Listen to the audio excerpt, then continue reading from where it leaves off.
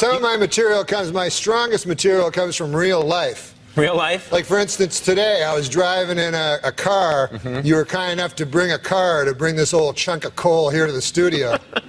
We send cars for our guests, yes. Yeah, so I got in it, and I get material that way. So my driver... What do you mean? How do you get material that way? You get in the car, and what happens? My driver tells me a joke. Guy goes into a dentist's office. Yeah. Dentist said, "What are you doing here?" He said, "I think I'm a moth." A moth? A moth. He said, "What?" "I think I'm a moth." He said, "Well, you have mental problems. You need to go see a psychiatrist." He said, "I know."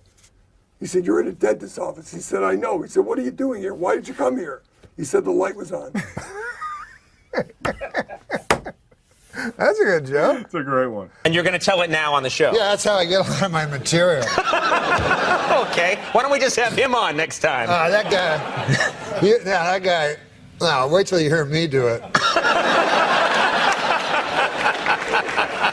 So the guy, he goes, I say, I'll be the guy. Okay. A moth goes into a podiatrist's office. A moth goes into a podiatrist's office, all right? You are correct. When I came to Hollywood, Andy was a good friend to me. Oh, he was nice to you when you first came He was here? absolutely. We had nothing, you know. We were just starting out. I was working at Artie's Deli coffee shop.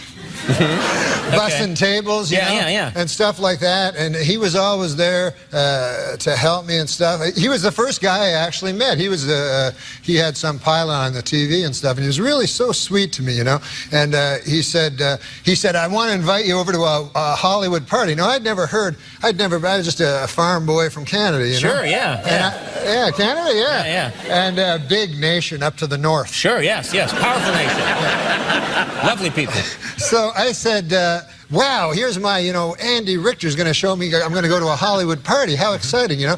So he said, yeah, he said, it's going to be a pretty wild party. You know, I'm not used to wild parties. I said, what is a wild party there? You know, I don't get out much. He says, oh, you know, he's like a little drinking, a little fighting, a little fornicating, you know? Yeah. I said, wow, man, that sounds pretty good. I said, what time should I show up? He goes, anytime, it's just the two of us. Now...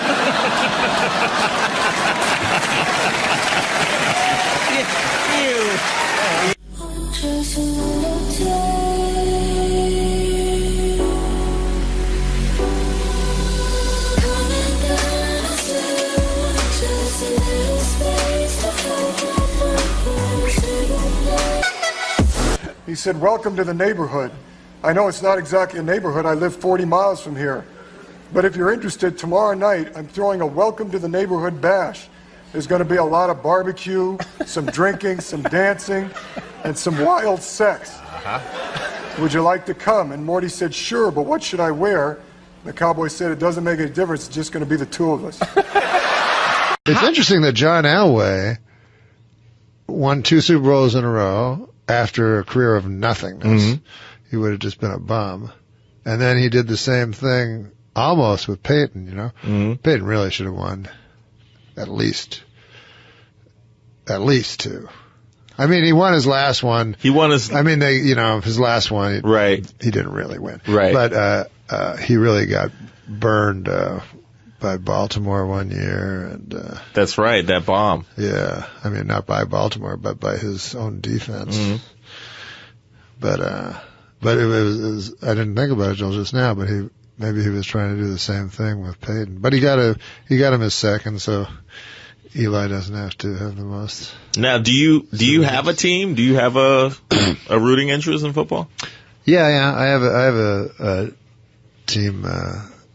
I very much like. It used to be Denver because this is an interesting thing that happened. I never liked Peyton Manning. I don't know why, but I just didn't. Are you a Brady guy, or are you just an anti-Peyton guy? No, I just for some reason didn't like Peyton. I didn't like that Eli. I really didn't like that Eli was drafted by Seattle and said, "No, I'm going somewhere else." I'm like, "What? You're allowed to do that?" Elway did that to Baltimore. That's right. He did. You're right. So I said, anyways, but Peyton Manning one time, I was in a hotel in New York and I was leaving it, and Peyton Manning was coming in, and he walked up to me and he said, "Hi, I'm a big fan. Peyton Manning?" You know, like he said his own name as if he needed to. And I liked him. That's how shallow I am. A guy likes me, and then I like him. Well, you know he was there that night. What night? At Radio City Music Hall. Oh, well, you're right. He was a young... oh, he was really young. Yeah, he was super young. He's one of the awkward cutaways. Yeah, you always get. Right, because I remember looking and going, wow, is that him? Because I saw just recently. That was quite a game, you know. I mean, you know who impressed me the most yesterday was Kobe Bryant. Unbelievable.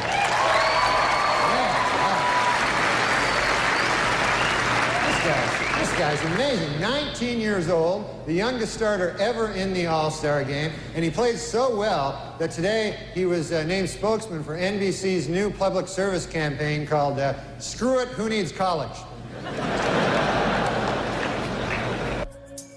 I need your love.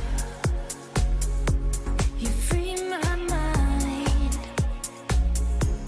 I need your love.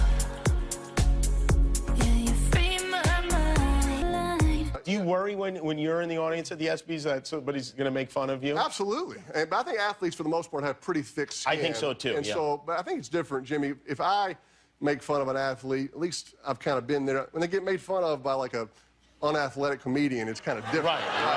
You know, like I'm trying to think of some examples, but yeah, but like someone Norm on Macdonald. Yeah, right, like a Norm Macdonald, Not for you, instance. Not you. Yeah. I was not talking about you. It's for stubble, but it's for a role in a film. Ooh, what's the role? I haven't figured that out yet, but, you know, certainly there would be a movie that needs a prospector or something like that. 50 Shades. You saw what's going with Marcia Gay. There's Yeah. a couple more movies to be shot. You're into that, right, Norm? You like all that stuff. No, I hate pornography. You like the Red Room and the... I don't like any of that. I don't like it when love is for sale. Okay. So he says as he takes a sip of water. Let's talk about that celebrity sketch, or that Celebrity Jeopardy sketch. Celebrity Jeopardy. Celebrity Jeopardy. Yes. That, you wrote that. Yes, and you I did. came up with the Burt Reynolds thing. Yeah, well, I wanted to do Burt Reynolds, and then when I wrote it, and then I stole it off SCTV. There was a sketch on SCTV, so I just stole it. But I waited for Martin Short to comment so I could ask for permission to steal it. And then And he was okay with that? he said that Eugene Levy wrote it, and he said, we'll get on a conference call with Eugene Levy. And I said, I'll call him, I'm a man. You know? So Eugene Levy gave me permission. But anyways, when I went to do the Burt Reynolds, Lauren, you know, picks out the costumes and everything. He had a white beard and white hair and stuff. And I was like, no, I want to do him from the 70s. And nobody really mentioned it. Nobody really ever noticed it. But it's weird that there's one character in the sketch from 40 years earlier. Will Ferrell, I watched this over and over. He never cracks. And in this one, with the church for whatever, was he one of the greatest people? Yeah. I wrote it for Will, basically, because he was such a fantastic actor, you know. And I just thought that it was funny that Alex always has hope. You know what I mean? Alex, it goes bad, horribly bad, and then he still has hope the next time. Then it goes bad again. You know, question after question, show after show, season after season. I like the way you talk, Norm. You like the way I talk? Yeah, it's like a neat cadence, but you got to be careful what we say to you because it can be shut down quickly, but we're following you over here. You know what I mean? Well, you like how I talk because I talk like a man. And you don't hear that. It's true. You don't hear that much anymore. These days, can't tell the men from the ladies. As I said, we'll move on. You know who's a real man? Have you ever interviewed Josh Brolin? Yes. Oh, yeah. You have? Yeah, yeah. My God, huh? Yeah, total stud. A manly man. He is a You got a hot thing for piece Josh of- Brolin? Huh? You got a thing for Josh then? Please, tread lightly in there. No, I mean, he's a hot piece of tail. Yeah, his tail is on fire. Tell us about Chris Farley going from one hot dude. Yeah. Farley. Oh, I man, can't he's tell you, the love I feel for Farley and his sketches.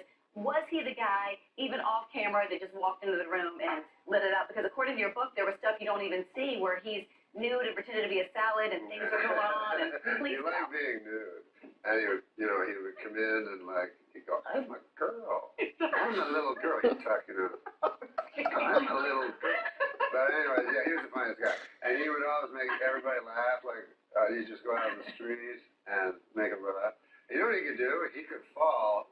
Like I remember we all tried this. We all went on the stage and tried this because he would fall into a breakaway table, and he could fall straight without putting his hands out. Oh my gosh. And if you try to do it, you always put your hands out. It's survival. Your survival instinct. And he didn't have that survival instinct. Oh, well, he learned early on that the fall was funny for him. Yeah. And it was his signature move. Yeah. Did you see him later in life when it seemed like things were getting bad and he was sort of in trouble? Yeah. Yeah, I did. The last thing he did was work on a film that I was, a motion picture that I was in. So that's the last thing he ever did. So I thought he would be fine, though, because he was a giant man with huge constitution, you know. And he'd take like a steak and he'd put a big piece of butter on each bite of the steak. So everything about him was just giant. And so I thought, oh, this guy will never die. I was worried about Spade. Because he was a little frail guy, you know what I mean? Like Farley was this big, giant, yeah. So I never worried about him. But he never thought he was funny, which was bizarre because everybody was always laughing whatever he said. That was the sadness. It was sad because he said like, I wish I was funny like Belushi. And I was like, Belushi wasn't funny.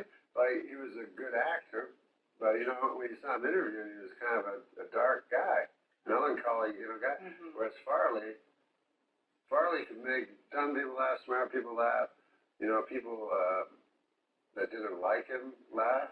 People that like a lot of comics that don't. Do you think you're funny? Because in your book, you've got Louis C.K. calling you Mark Twain in this. David Letterman, which we're going to get to, that loves you. Hold that right there. But do you think you're funny? Because a lot of comics have this thing where the validation isn't always there on the inside of their head. We got to talk about Letterman. The answer. I like when he got emotional on his last show. War with Norm Macdonald. Hold, right? Yeah. Hold, Norm. Drink, Norm. Drink. Pause. Emotional. But because I was just emotional by mistake. It wasn't like I planned to be emotional or, I can't act, so I couldn't do that on cue or anything. I like this side of you, Norm. You do, huh? But it speaks to the friendship that you two have. I like the mannishness of it. Well, I like both. Oh, okay. Kind of like a Josh Brolin right now. Yeah. I know, if I had a square jaw. Well, there I am doing David Letterman. I did an impression of David Letterman, and I felt like odd doing it, because I love him so much. What does he mean to you? What did he do for you? Oh, well, I planned to go on Johnny Carson. That was my plan. I was living in Canada, and I'd done stand-up 2 years, and I was pretty well at my peak of stand-up. So I said, I'm going to go on Johnny Carson. He had 8 months to go, and I'm going to be the last comedian that he anoints and calls over to the couch. Anyway, the guy that picked the comics, he didn't want me to do that. So I ended up on Dave, but that was better because Johnny, I just took on faith that he was funny. I don't know. To me, he was just a corny old man. But Dave was my generation, He was my guy. Well, what clicked between the two of you? What was it? Oh, I don't know. He liked me for some reason. Mm-hmm. And, so I worshiped him. And then I was like, I don't know why he liked me. I get to say, what do you think of him now, like as Santa Claus Letterman? Oh, there he is. No, I think that's really cool. But yeah, like I was saying, I'm sorry that they show those pictures because he did it to be anonymous, and now they show pictures, so everyone that sees a guy with a big white beard will know it's Letterman. At Christmas, it's like Letterman. Do you talk to him? Do you ever call him on the phone or talk about nothing? No. He doesn't seem like the type that would keep in touch. I don't know. I'm just judging, but like he's just sort of in his lane up there in Connecticut. Yeah, he lives. He has his ranch, and he's in New York City a lot. Mm-hmm. And I talked. There's a story. Maybe there. I spoke to him, but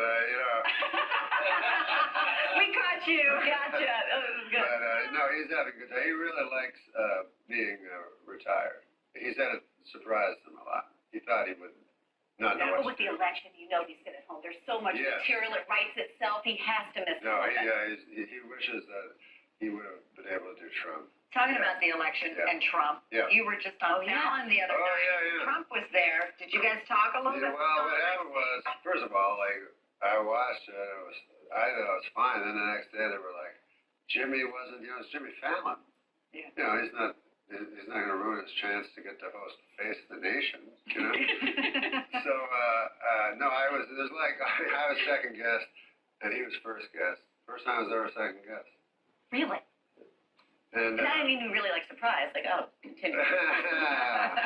But it was Donald Trump. So there's only a couple minutes between.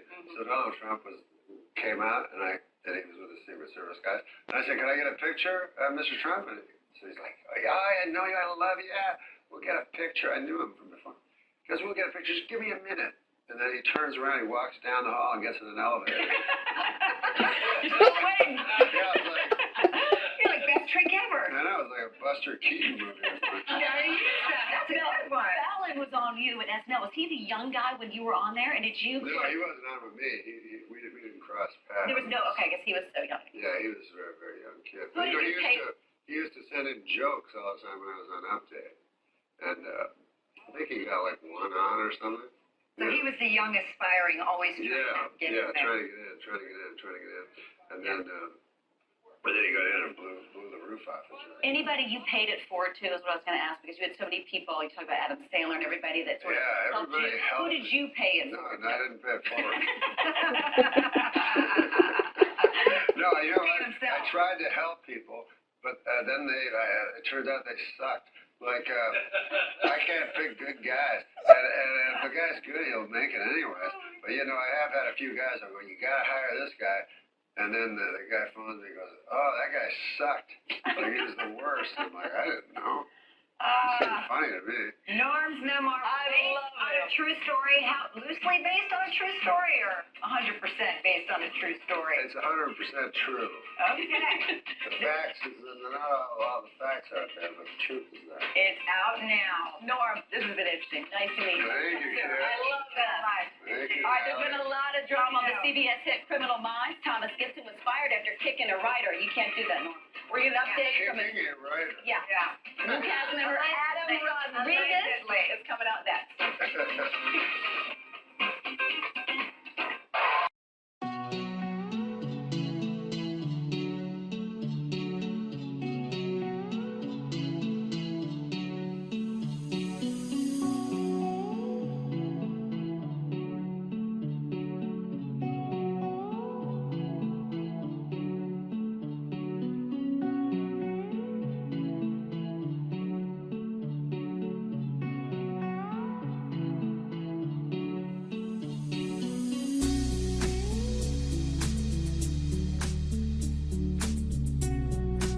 Angry over the Atlanta Braves and Cleveland Indians' use of Indian caricatures as logos, Native Americans showed up at the World Series tonight.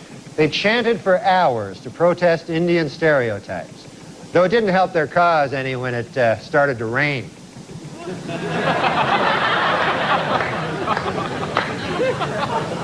Native Americans in upstate New York are trying to block plans to build a Kmart on the site of a Mohican burial ground. In addition, they were upset to learn that sales at this particular Kmart will be announced, "Attention Kmart Savages."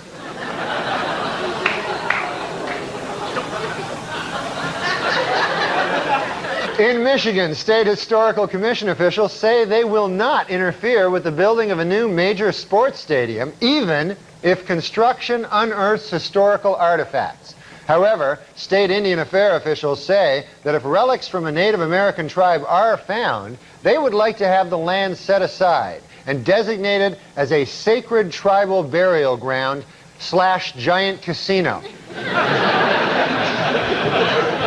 In Wisconsin, students at Menominee High School are desperately fighting efforts by the politically correct to change their team nickname the Indians. Already, opponents of the name have rejected the students' first compromise, the Drunken Indians. They feel that's almost worse in a way, you know? In Bridgeport, Connecticut, the Staticoti Indian tribe is seeking recognition by the Bureau of Indian Affairs in order to open either a manufacturing company or a casino. I wonder which one they'll choose. Manufacturing company or the casino. In Norwich, Connecticut, a local museum has made a long overdue effort at racial reconciliation by returning 21 ancient tribal artifacts to the Mohegan Indians. But as for everything else in the country, we'll be keeping that. It's good news, really. We don't have to give any of it back. It's like the difference between the Cleveland Indians and the Washington Redskins. I can see where Redskin might upset somebody just a little. I don't think you're ever going to get it changed, but at least it is a bit denigrating. But Indians, isn't that? I never understand that. You don't understand that? No. Well, here's the thing, man. Or Braves. I have no formal education, and as a matter of fact, I don't have any informal education. It's not like I'm hanging out with professors on the weekend, right? Yes. But this is the way I understand it. Old Chris Columbus, he sailed over here, and then he got here, and he thought it was India. Jesus, what a dolt. And that's the source of us all. Yeah, so he goes, hey, man, look at all those Indians. All right. Oh, that's it. And then one of his buddies goes, hey, man, we took a wrong turn at the middle of the Pacific Ocean. This is America. and then he goes, hey, you Indians better get the hell out of here. You're not even in the right country. Well, once you're about to take a country from somebody, you cannot refer to them as Native Americans. It only makes your task harder. They will fight harder because you've already told them you assume that it is their property. But my feeling is at some point there were an ice people, a horde of, almost Piltdown men-like creatures who the Indians or whatever, the Native Americans came in and took this from. Isn't that the way of the world, Norm? That eventually everybody takes something. What's a Piltdown, man? You talking about the old days? I'm sorry to throw you off the scent of the conversation. I'm talking about in Paleolithic times. I assume that the Native Americans were not native here either, but came down and took this from somebody else. That's just the way of the world. Yeah, everybody takes everything. Listen, Mother Nature is a brutal bitch. A red-clawed, paint the picture. Machine that eats and shrieking harridan. Yeah. So, Jenny, what month was your issue? Quoting Churchill. May of 08. Who was on the cover? Do you remember? It was a Russian girl. And my nickname's Genocide, so I think that was kind of funny. What? What? Why is that? It's funny because there was a genocide. In Russia? Only about 70 years ago. Against the Russian people. Who's still in? But me. That's not a You joke. first. Check it back. No, it was not. It wasn't a complete genocide. What do you mean? No, it was. Well, Stalin was a mass murderer.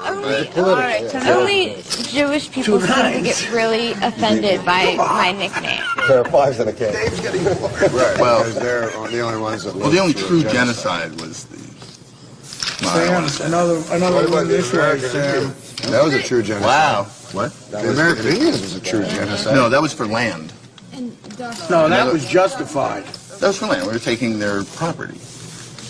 No, it doesn't matter. What does it matter what the motive? No, the genocide. Yeah, the motive is to just hatred of a race to exterminate them without a political or economic agenda. Well, we did with the Indians. Well, it's not justifiable. No, well, who's saying it's justified?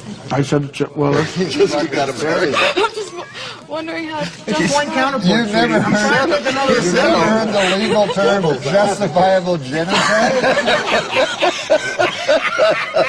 Hitler was out of his mind at the time. Baby, won't you come by? Everything's better with you by my side. A movie and dinner tonight. Pour a couple drinks and yeah, we're feeling fine. And when the Murphy is Norm Macdonald. Thank you. Thank you, but I am sorry I cannot, in good conscience, accept this award on behalf of Melissa McCarthy. I instead have chosen to give my time to a friend who has something very important to say.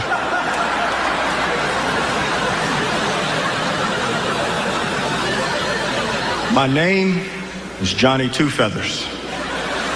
While you enjoy tonight's show, I want you to think about something.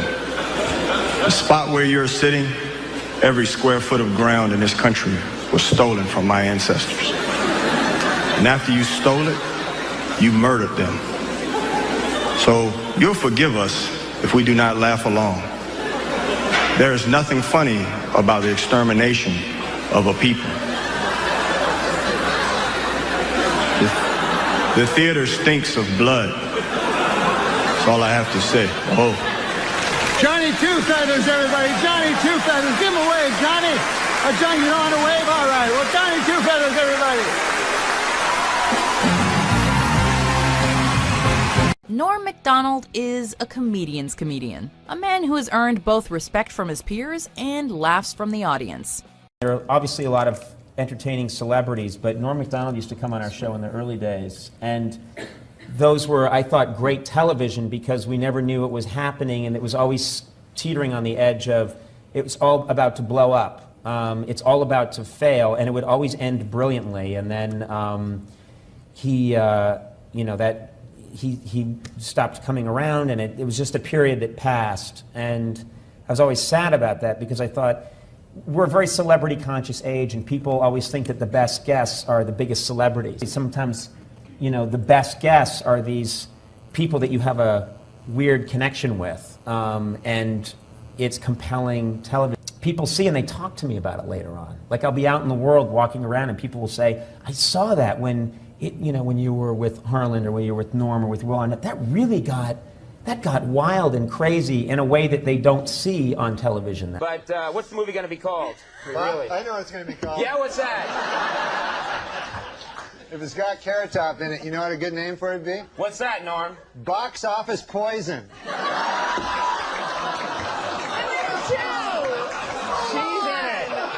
about my career? Courtney Thorne-Smith, the girl sitting to your left, is in the movie. I'm going to go see it for fun. There's this movie coming out. Yes. Title undetermined at this point. Chairman of the board. Oh, all right. Do something with that, you freak. I bet the board is spelled B-O-R-E-D.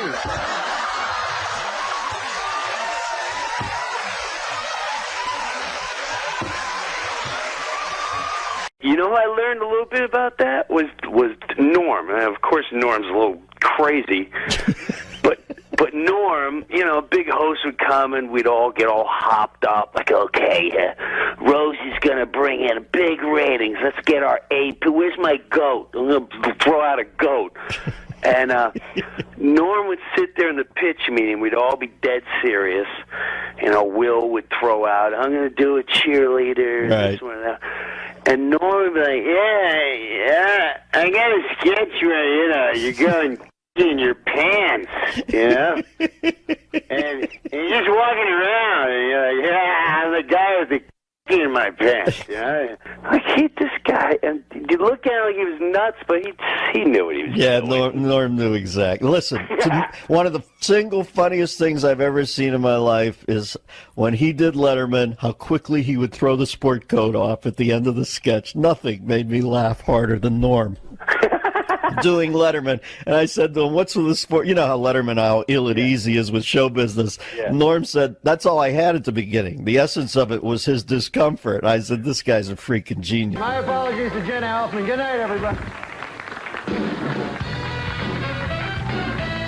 He was a genius. He would warm up the crowd. Now, when I would warm up the crowd, I would warm it up like I was playing the garden, and I wanted to teach everyone a lesson. If I'm cut from tonight, I want you to know I should have been on. That I was a badass. Yeah, I'd warm up the crowd, kill. Norm would go up behind me, and he'd go, hey, you know, Jim Brewer and these guys, he's got all these great impressions, you know. So I said, oh, I better learn some impressions. So, are you guys all ready? This is my newest impression of these. Not a lot of.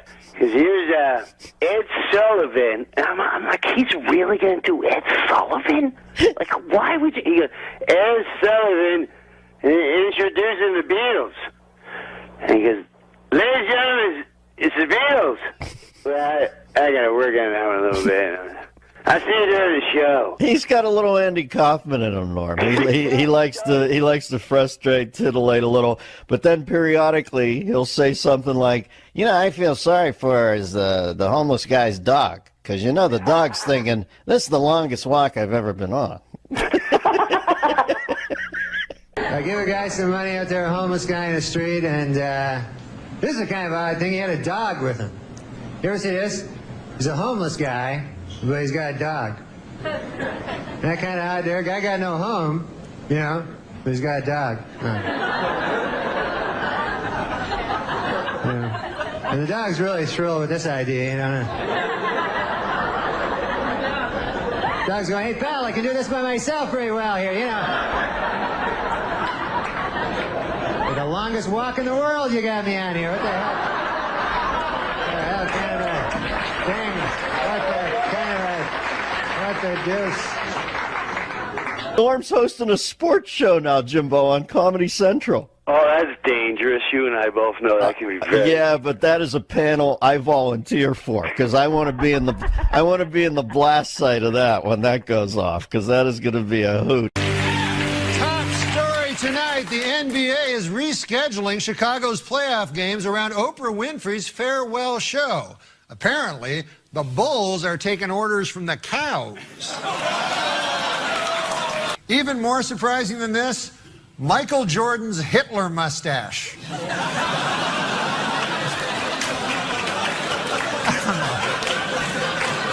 Have you seen these underwear ads? We have some breaking news to report here. This, just off the wire. Reuters News is reporting now that the Mike Tyson app has just raped another app.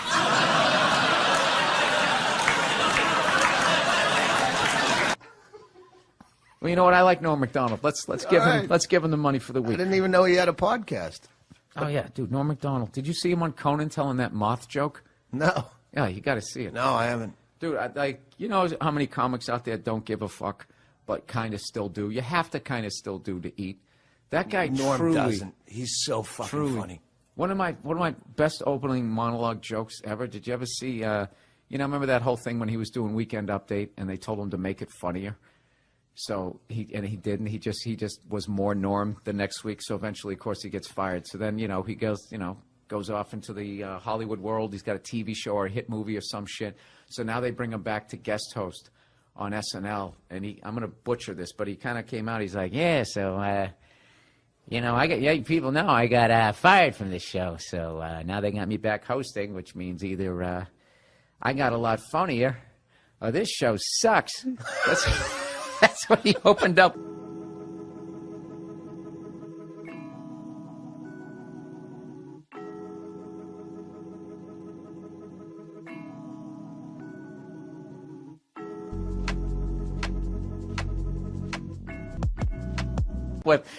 You're very kind. In the, what's that?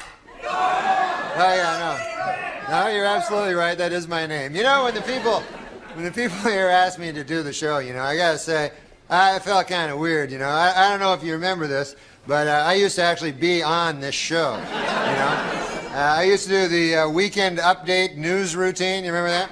And, that's where I did the make-believe news jokes, That was me, right? So then, a year and a half ago, right, I had a sort of a disagreement with the management at the NBC. I wanted to keep my job, right? And they felt the exact opposite.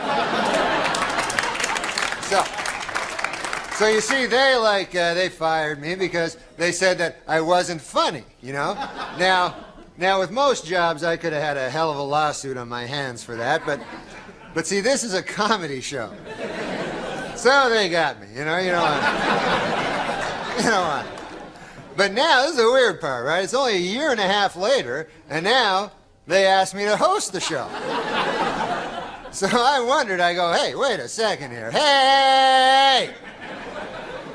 I go, how did I go in a year and a half from being not funny enough to be even allowed in the building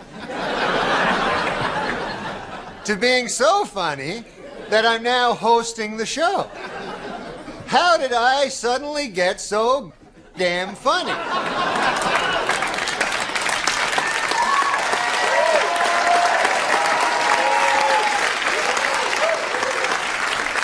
It was inexplicable to me, because a year and a half, let's face it, is not enough time for a dude to learn how to be funny.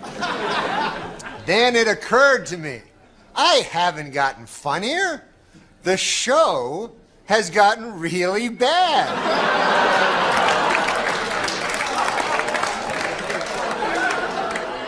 So yeah, I'm funny compared to, well, you'll see later. But okay, so let's recap. The bad news is, I'm still not funny. The good news is, the show blows. All right, folks, we got a bad show for you tonight. Dr. Dre, Snoop Doggy Dogg, and Eminem are here. We'll be right back.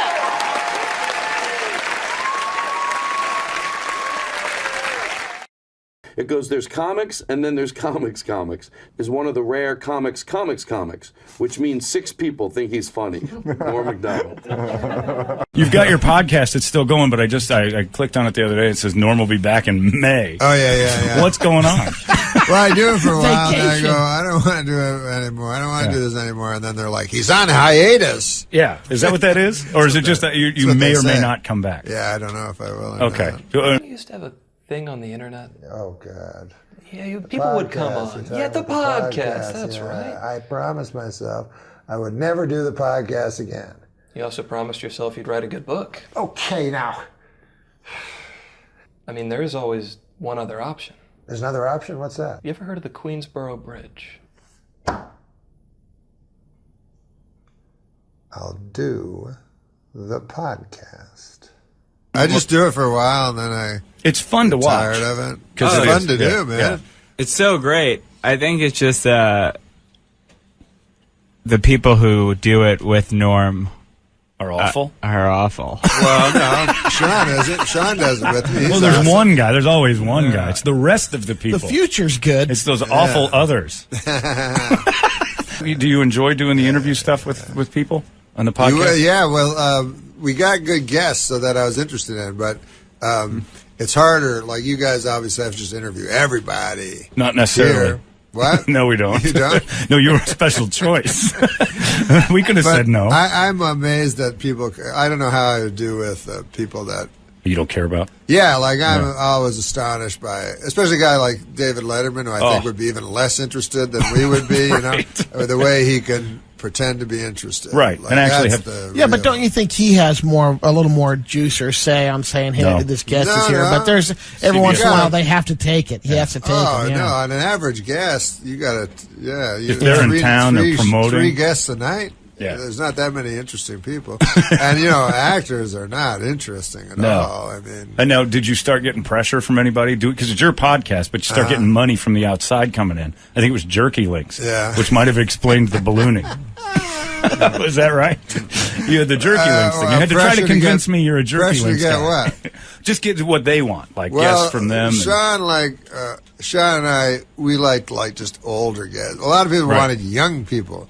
But they're not interesting. Older guys are the most interesting. And I always think in show business, you get the old guys, they don't care what they say anymore. Right. They're out of the business. They'll tell some stories. And they tell stories about guys you care about. Yeah, they'll name names. They don't care at all. They're seconds away from dying. Yeah. So who's the best one you had on there? Because I've seen some that were we just had this guy, Jack Carter. And he did the most craziest thing. You remember? Well, I also still, after meeting him, have no idea who Jack Carter is. Jack Carter was a comedian like the Catskills guys, way back in the day. 90.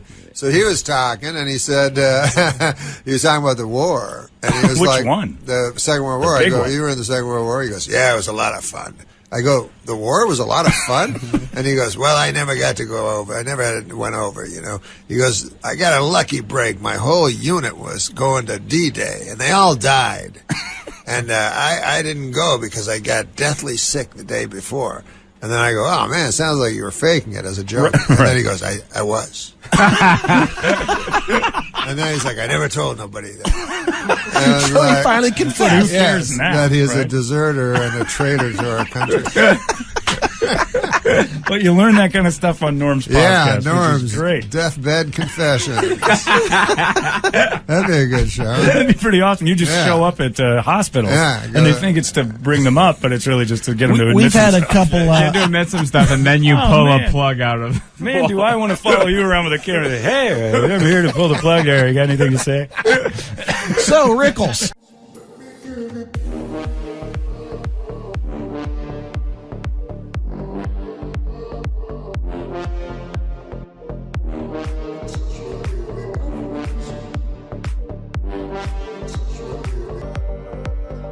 It must be especially... It was a joke about a guy who because it was such a good story. There's a guy who had surgery, and I can't remember the joke. I can't either.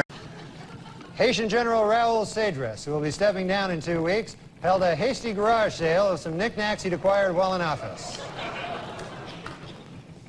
Big fans of the Haitian strongman, are you? Postal authorities removed a cigarette from a photo of blues artist Robert Johnson to help dignify the musician in a new stamp they've issued in his honor. This isn't the first time the post office has altered a photograph. In fact, the original photo used on the Elvis stamp was based on this photo.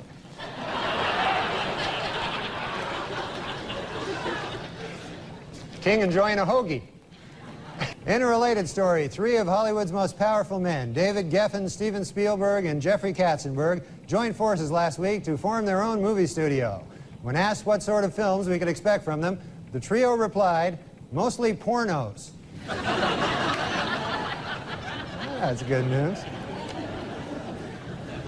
All right. Last week, Queen Elizabeth won 10 pounds in her country's national lottery. However, she has no plans to quit her job as Queen of England. Yeah, I knew. You think I didn't know? Jeffrey Dahmer's relatives are reportedly fighting over what to do with his body. Yeah, that's right. Yeah. Well, some want to have sex with it while the rest want to put it in the fridge. So that's,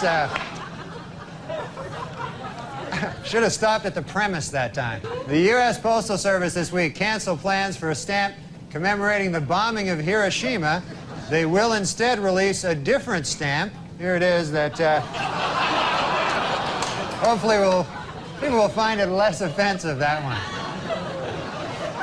Scientists have created a genetically superior Christmas tree that will be taller, stronger, and tougher than other trees. One downside, if you don't like your presents, it will kill you.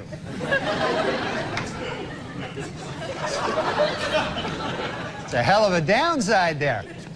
A one-legged goose with a dart in its head. And I complain about my life, you know? It's tougher for the one-legged goose. Hey, this week a Cincinnati woman with 10 personalities sued a man for sexual assault.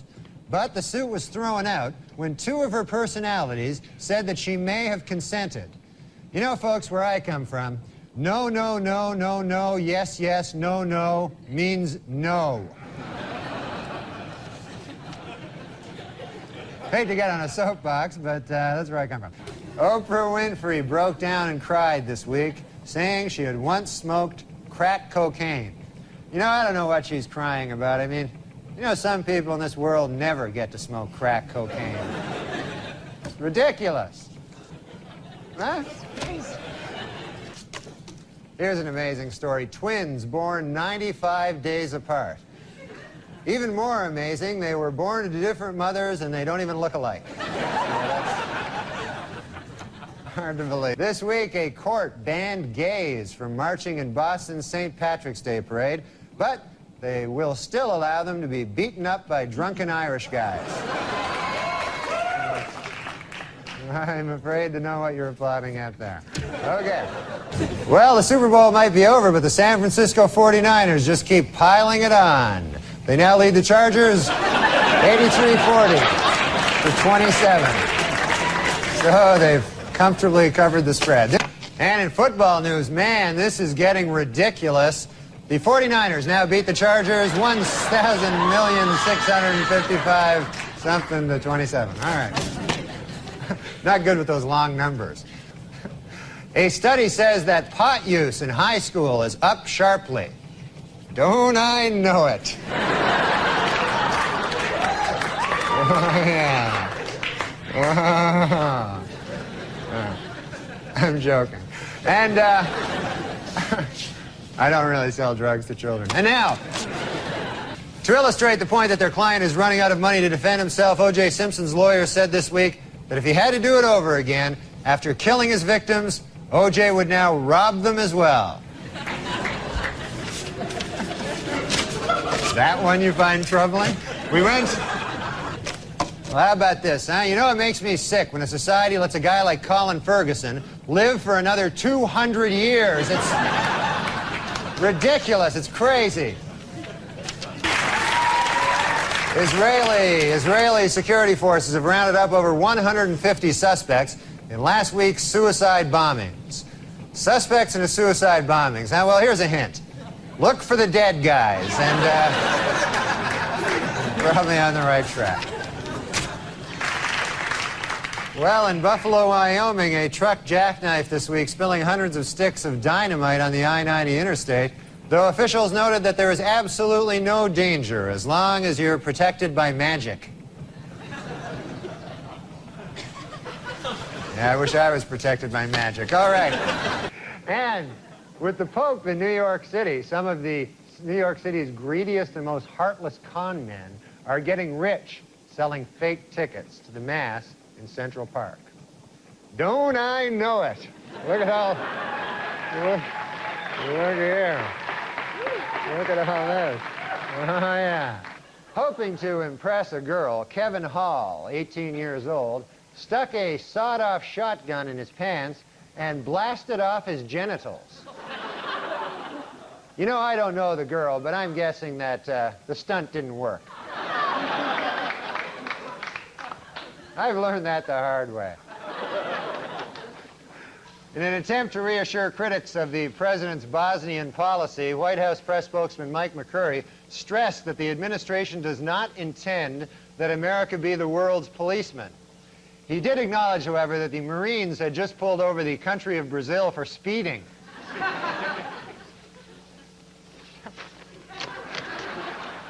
Like Johnny Carson there for a second. This week, Paula Barbieri admitted that she had broken up with O.J. Simpson the very night Nicole Brown Simpson was killed. Boy, that had to be a tough day for O.J., huh? First he gets dumped by his girlfriend, then Colombian hitmen kill his wife. Man, that's... You gotta...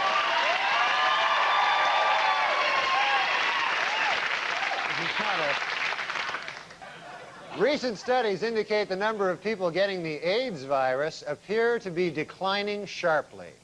But it is important for viewers to remember one thing. Sex without condoms feels better.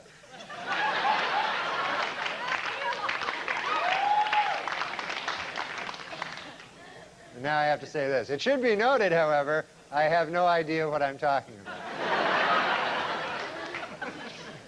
Wrong Way Corrigan, the man who once flew all the way to Ireland by mistake, died this week at the age of 88. It was just like him, said his wife. He was trying to live. He got it all wrong. Across the nation this Monday, banks and government offices will be closed in observance of Martin Luther King's birthday. Meanwhile, at the Riverbend Maximum Security Prison in Nashville, Dr. King's assassin, James Earl Ray, will spend the day being raped continuously.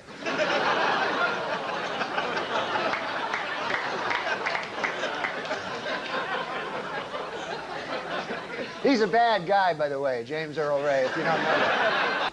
Meanwhile, Republican hopeful Phil Gramm says that Bob Dole should not get the nomination because he backed President Clinton's plan to send troops to Bosnia. Dole responded that Graham should not be nominated for president because, well, look at him. Take a gander at the fella. Well, more bad news for ice cream moguls Ben and Jerry in their continuing battle with the Food and Drug Administration. This week, the FDA banned their newest flavor, stuff from Ben's beard.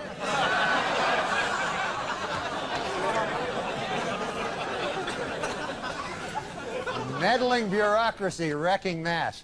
Well, at a local town meeting in Montpelier, Vermont last week, representatives from the Macdonald's Corporation, who want to put a restaurant in a historic district, were booed by angry residents, but they were cheered by the town fat guy.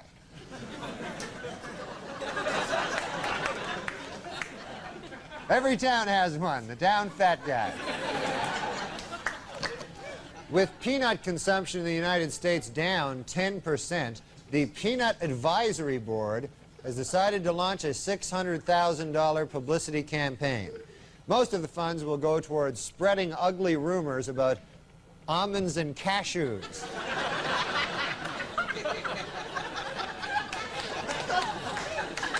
That's not right, huh? A celebrated fertility statue, which many believe has the power to make women pregnant, began a nationwide tour this week. The hundreds of women who claim it caused their pregnancies are of different ages, races, and religions. But they all have one thing in common. They are all dirty, dirty whores.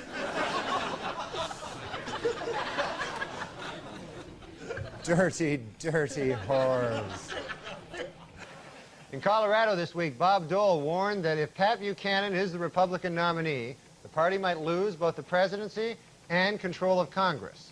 In response, Buchanan warned that if anyone other than himself becomes president, blacks will retain the right to vote.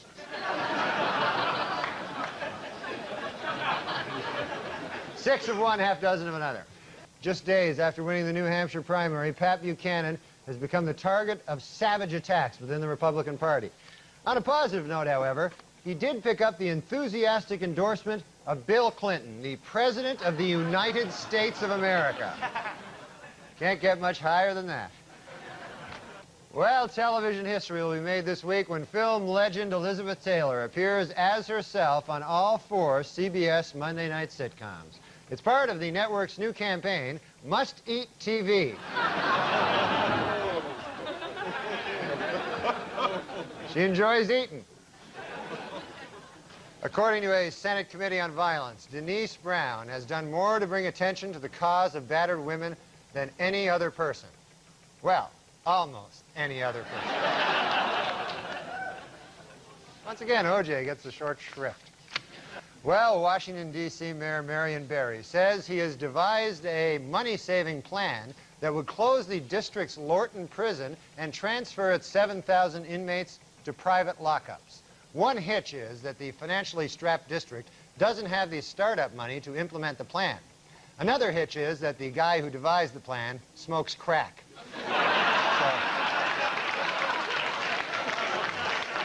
So, 2 hitches. 130 years after the Civil War, the state of Mississippi has finally voted to abolish slavery. Representatives say they would have liked to have done it sooner, but they were delayed due to some awfully big cotton crops. They had some kind of big cotton thing. All right.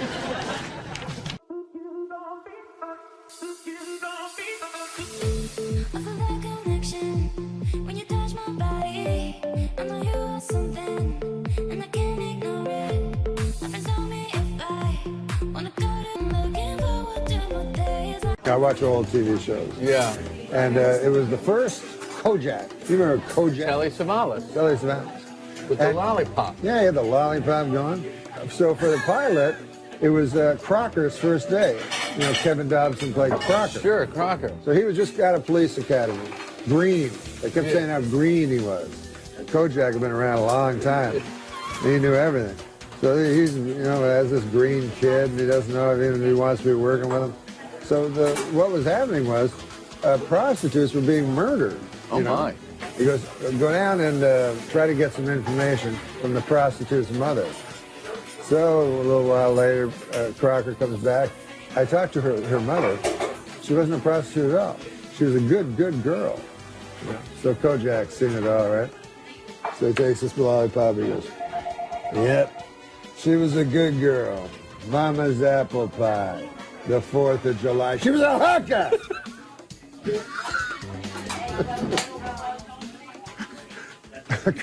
Crocker was too green to see it, you know? Yeah, like I went to Vegas a couple weeks ago and a funny thing happened. Hey, Andy. Hi.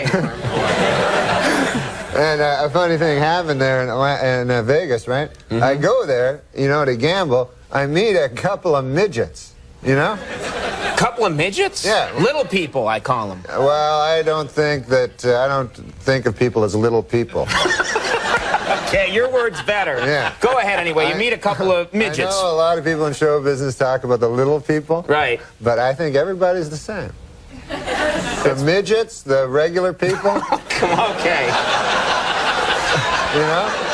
We're all human beings. We're all human beings. That's good. You're not. Beings, That's good. You have a good attitude. Some of us are, you know, short and have weird big heads. So, anyway, these guys. That neck went out there for a second, but it's better now. These two midgets, man, they were the funniest dudes. And one of them was telling me that him and his buddy decided to get a couple of prostitutes, you know, because midgets, they can't have sex very much with the women, you know. And, so they say, we'll get a couple of prostitutes. I didn't know that, but okay. Yeah. So they say, let's get a couple of prostitutes, right? So the other midget goes, hey, man, that's great. So, what are they, Cheech and Chong? Like you're two midgets, like, hey, dude. Yeah, man, that sounds heavy. Well, you know. All right. So the midgets, the one midget, they get their two prostitutes, you know, and they take them up to their room, you know, in the hotel. And so the one midget, he gets in the room with the girl. And they're in separate rooms here? Yeah, separate rooms, but they're adjoining. Right. So the one midget, he gets with the prostitute, and he wants to have sex with her, but he'd been drinking a lot, so he had trouble, like, performing, you know? Yes, I know. Right. Nobody knows better than you about that. So the one midget, he gets in with his girl, but he's too drunk to perform, and he feels real bad, right? So then, this is what the guy's telling me, the midget. He goes down, then afterwards, he says, okay, get out, you dirty whore, you know? He blames her, you know? Right, blames her, Yeah. okay. So she leaves, and then he's feeling all bad, so he listens with a glass to the next room where his buddy is with his prostitute. Right. And he hears, like, in the next room, he hears, 1, 2, ah! 1, 2, ah! 1, 2, ah! 1, 2, ah! Right. 1, 2, ah! Right. Stop doing it. Yeah. Okay. So he goes, oh, that dirty midget's having some fun sex over there, you know? So... He calls him a midget, too? Yeah. But he's a... All right, whatever. So he feels bad, you know? Right. And the next day, man, he meets his buddy midget at the coffee shop. And he goes... And the guy goes... Hey, man, how'd it go last night? And the one guy goes, oh, man, it was horrible, you know? I was too drunk. I couldn't perform with my prostitute. He goes, but it sounds like you had a good time. And then the other guy, midget, goes, what, are you kidding? I couldn't even get up into the bed. It's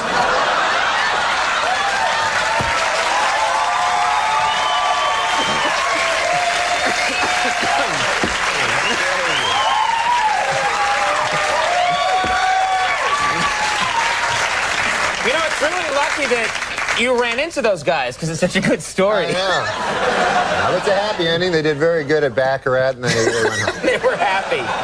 I'm used to say goodbye, nothing new to me. Baby, I'm trying to survive, and I know that you believe in a world with happy endings. So tired of pretending. You're writing a book? Yes. How to be a model. Yes. The Complete Idiot's Guide to Getting into Modeling. So, like, rule number 1, be incredibly beautiful? I mean, what are the things that you can do? I know rule number 2. Yeah? Don't be a midget. Okay.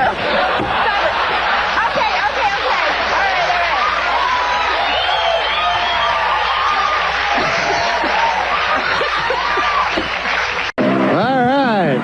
Wow, this is exciting. Thank you, and welcome to the American Music Awards. This is exciting. I'm not actually in music, so let me introduce myself. To those of you who don't know me, I'm Norm Macdonald. For those of you not familiar with me, thank you very much. I am the biological child of Melissa Etheridge and Norm Crosby. So if you want to... Well, that's the big story in music news right now. Melissa Etheridge asked her friend David Crosby to be the biological father of her children. And you know, this was a new experience for David Crosby. Usually when David Crosby picks up a turkey baster, there's a turkey in the vicinity. That's right.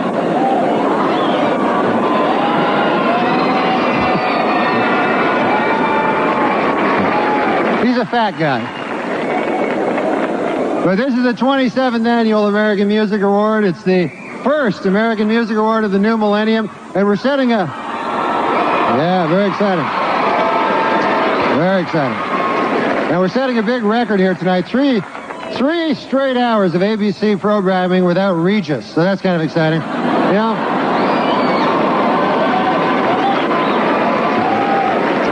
You know, before I did the show, I never realized how much work it took to put on a production like this. Check it out. They spent 2 months building all these incredible sets. They had to coordinate 14 live music acts. And most impressive of all, they had to find a seat filler for Jennifer Lopez. She got a...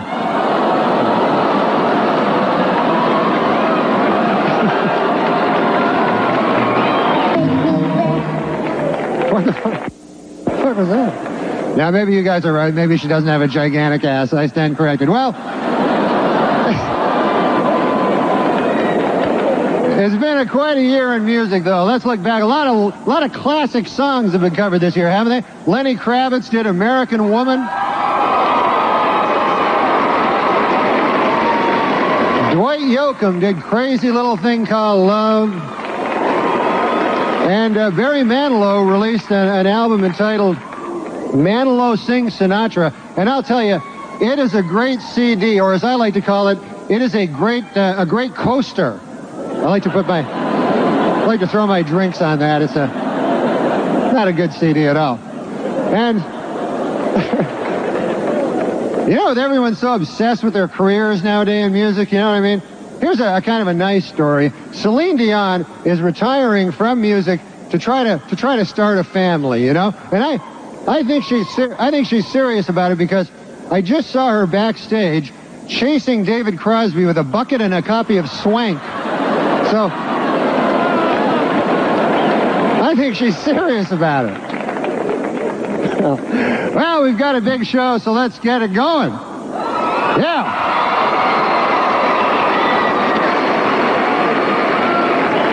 Here are our first presenters. As Dr. Fraser Crane, he's achieved stardom in TV, and with hits like Come to My Window and Angels Would Fall, she's achieved stardom in music. But they have one thing in common. They both love the ladies. Please welcome Melissa Etheridge and Kelsey Grammer.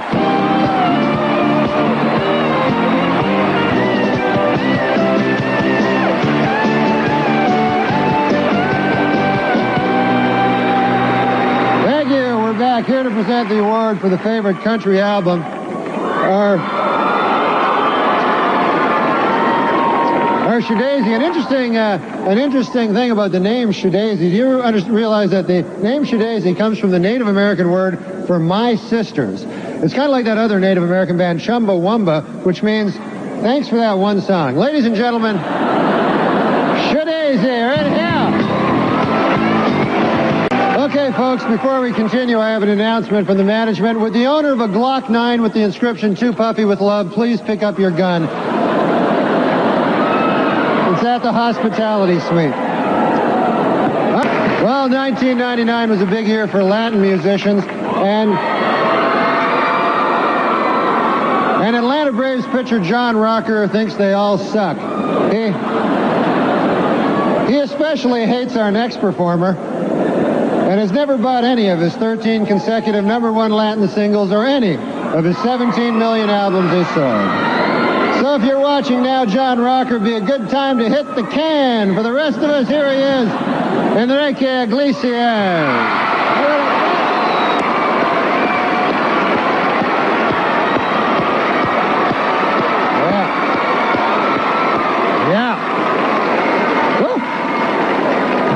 that's a coincidence because I did that song in a karaoke bar the other night. That's one of my favorite songs.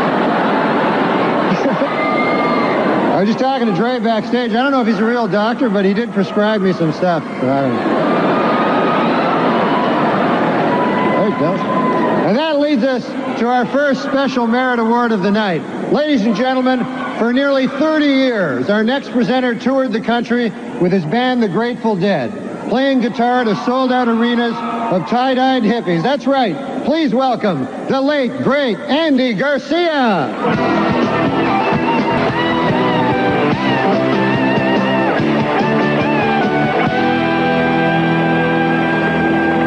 I'll tell you, it's nice to be back on stage out here. You know, I don't want to say my dressing room is small, but Tommy Lee just dropped by to visit. He shook hands with Carmen Electra. He blew out a wall. He's got a huge... Anyway. And now to present tonight's next award. Real singers, country music stars Trace Adkins and Montgomery Gentry.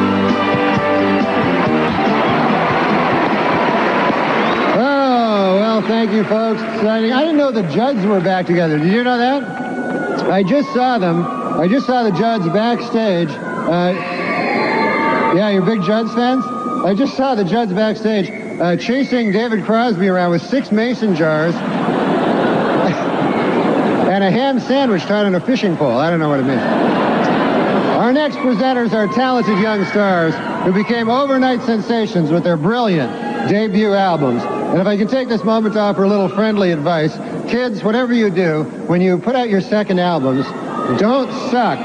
Please welcome Tal Bachman and Britney Spears.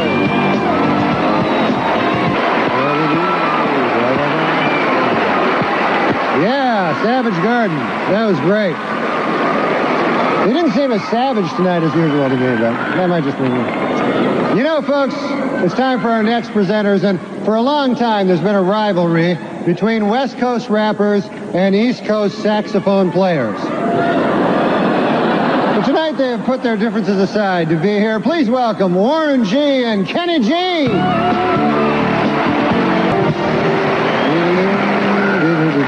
Our next performers took their name from the nickname of their home state. They picked Lone Star because the other nickname for Texas was already taken by that other band, Alabama. Ladies and gentlemen, Lone Star!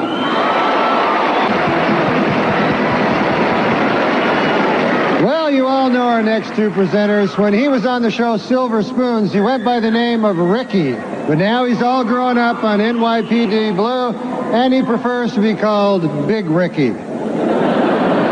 She is an exceptionally gifted singer and songwriter by the name of Amy Grant, although she also prefers to be called Big Ricky, oddly enough.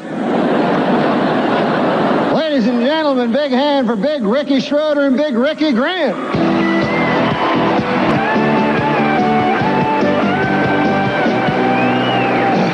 Thank you, folks. I'm really happy to save the 90s Artist of the Decade Award for me to present. I have been a huge country music fan my entire life, and I'm a big fan of this guy. In case you don't know, there's been no need for voting on this one at all. The record stands by itself. Look at these statistics. The fastest selling artist in history. 4 albums sold more than 10 million copies each. Over 95 million albums sold in all, more than any other American recording artist. By acclamation, the 90s Artist of the Decade, Garth Brooks.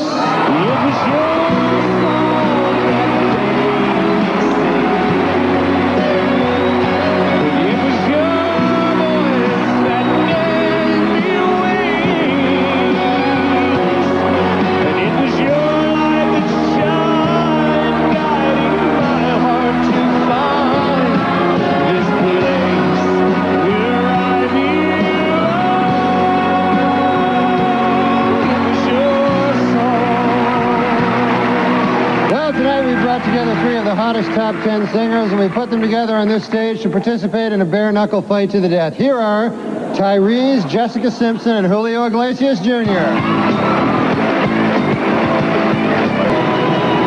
right. That's it, folks. Good night.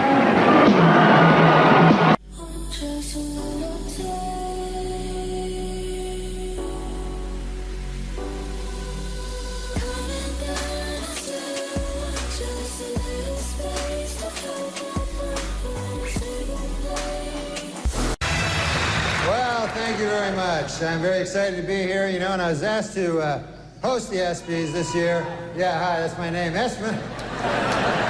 When I was asked to host the ESPYs this year, folks, I said yes immediately for one reason and one reason only. This show has interns.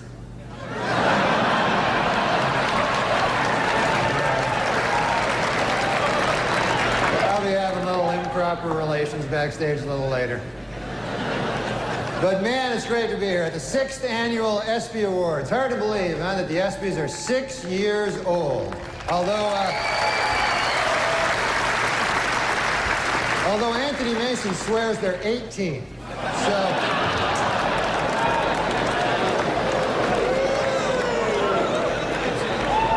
yeah, he'll be having sex with the ESPYs in about 12 years. So...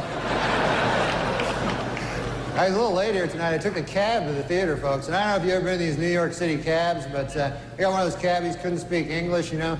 Saw his name there on the dash. I couldn't even pronounce it. I think it was something like Hideki Arabu. I'm like,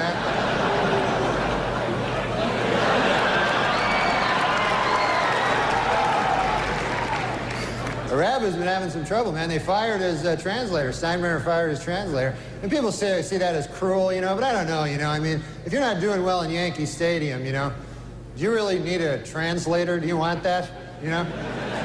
You know? Hey, what'd they say? They say you suck. You should go back to Japan, you dirty foreigner. Okay, I got it. I'm trying to pitch over here.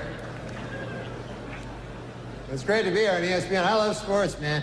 Man, you can see sports on ESPN you don't see on other networks. You know, like kickboxing. That's my favorite sport. Kickboxing is great. When you think about it, it combines the style and grace of boxing with kicking.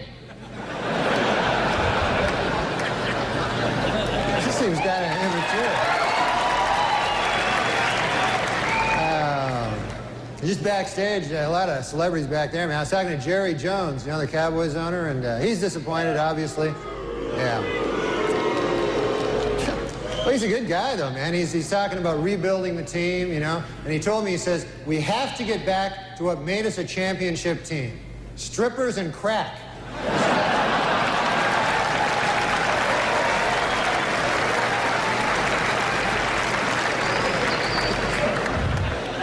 Hey, have you heard about this? Ted Turner and NBC plan to start their own rival football league to compete with the NFL. And not much known about the specifics of this new league, except for this, it will suck. They know that. So they might have trouble, you know, getting advertisers when we know it will suck. And of course, congratulations to the Denver Broncos for winning the Super Bowl. How about that?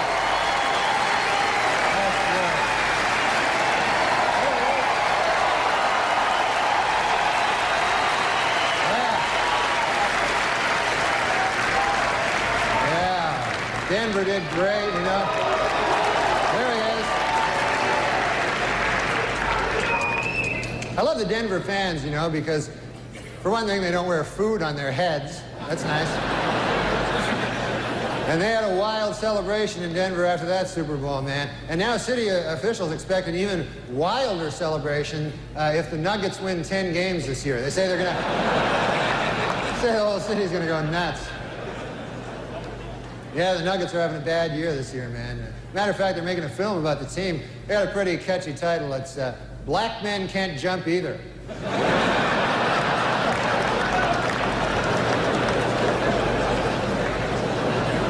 Well, NBA All-Star Weekend over. That was exciting, man. The East beat the West. Jeff Hornacek won the three-point shootout. Houston's Clyde Drexler and Cynthia Cooper won that exciting two-ball thing. And Charles Barkley won the throw a guy through a plate glass window contest. So that was quite a game, you know. I mean, you know who impressed me the most yesterday was Kobe Bryant. Unbelievable.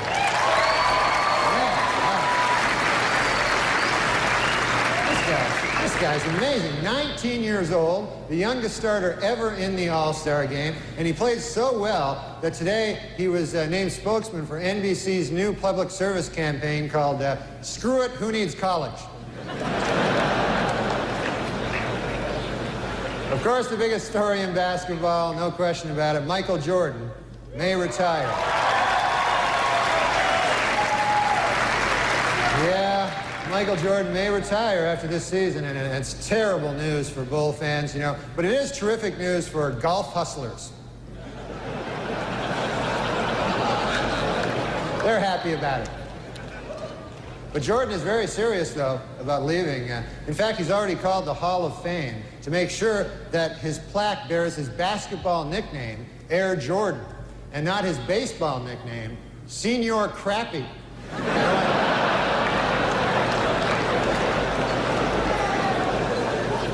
That would just be disrespectful, you know? Well, how about them Winter Olympics? They're finally underway, so we've got a lot of great stuff to look forward to in the next 2 weeks, like hockey and, well, just hockey, really.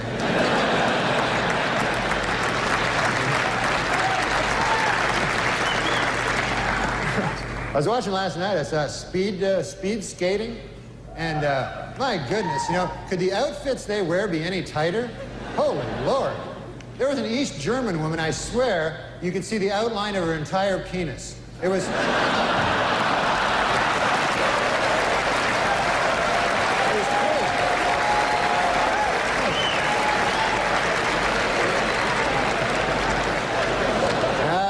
Goodness.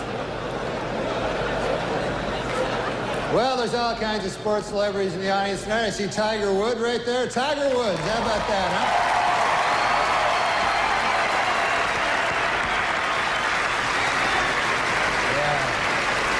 Yeah, he's up for golf. Of course, he's up for Golfer of the Year this ESPYs. And you know who I feel sorry for, folks, is the other two guys nominated for Golfer of the Year. You see these guys getting ready, you know? It's like, hey, honey, have you seen my tuxedo? No, not the good one. The one I wear when I'm going to get my ass kicked. Have you seen that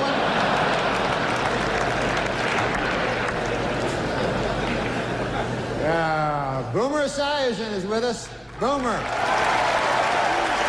How you doing, buddy?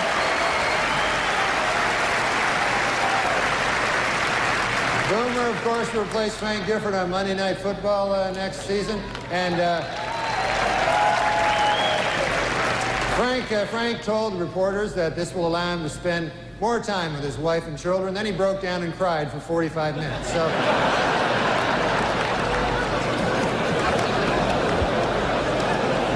And there's Charles Woodson. How about that? Huh? What a season he had.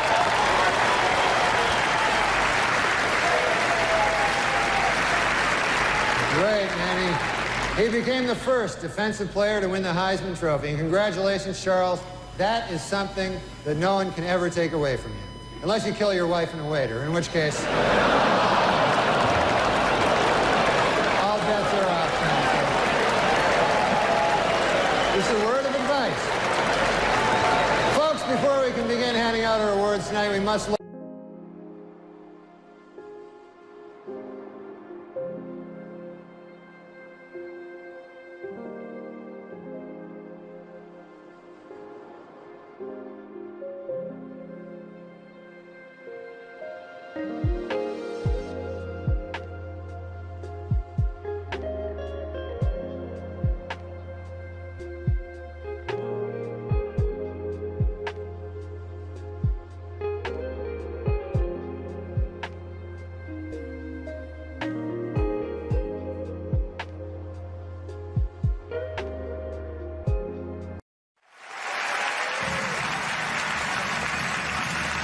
Live from Toronto at the Sony Centre, it's the 4th Annual Canadian Screen Awards with your host, Norm Macdonald, featuring Martin Short, Jay Baruchel, Rick Mercer, Emily Van Camp, Eugene Levy, Jacob Tremblay, Catherine O'Hara, Christopher Plummer, and Donald Sutherland. Now, please welcome Norm Macdonald.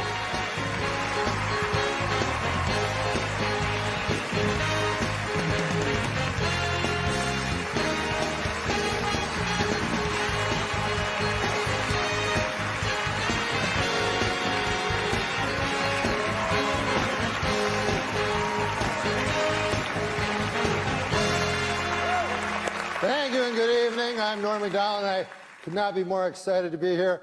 You know, when I was asked to host the Canadian Screen Awards, I called my good friend Chris Rock, and I said to him, I've got some great news, Chris. I'm going to Canada. And he said, I've got some great news, too. I'm hosting the Oscars. What are you doing in Canada? And I said, you know, visiting some family, friends. The usual. We're coming to you live from Toronto, or as you cost-cutting location scouts call it, New York City. Look at this beautiful crowd, though. Isn't it something? Dashing men. That sounded like Bobo. Look at this beautiful crowd, though, folks. Dashing men in black ties, sophisticated women in elegant gowns. And tonight, all of you are going to hear the word shits about 100 times. Never has there been such an assembly of great Canadian talent in a single location that did not have to be Zamboni'd first.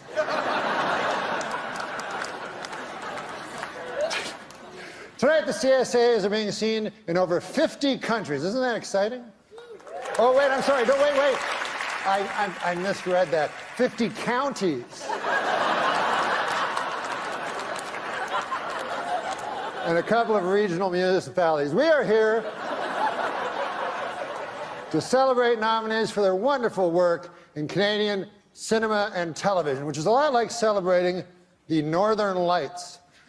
You probably haven't seen them, but you've heard they're amazing.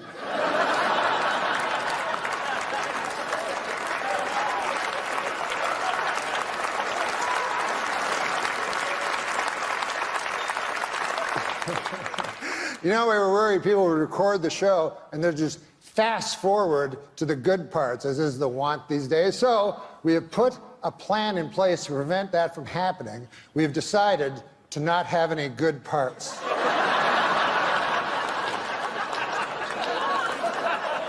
I'm doing my part. But no, that's not true. We have a lot to celebrate in our industry. Amongst the TV shows nominated tonight are Amazing Race Canada, Big Brother Canada, Master Chef Canada. Where do they come up with these ideas?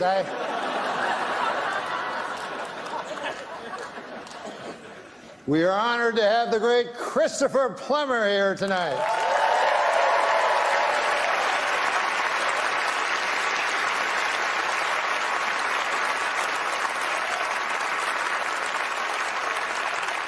Mr. Plummer is nominated for Remember, the story of a man who at age 90 sets out to kill the Nazi who murdered his family. And I thought I left things to the last minute.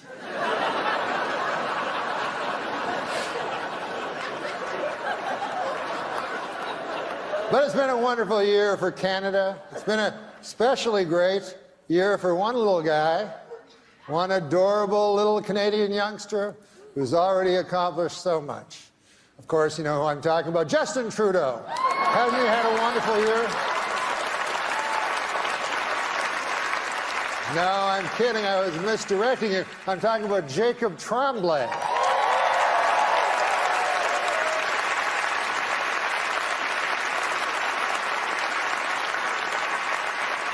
Jacob is up for Best Actor, and he will be competing against the aforementioned Christopher Plummer. You know, Jacob is only 9 years old. Christopher Plummer, 86 years old. But they have a couple of things in common. One, the deep love of their craft. And two, they are both up way past their bedtimes.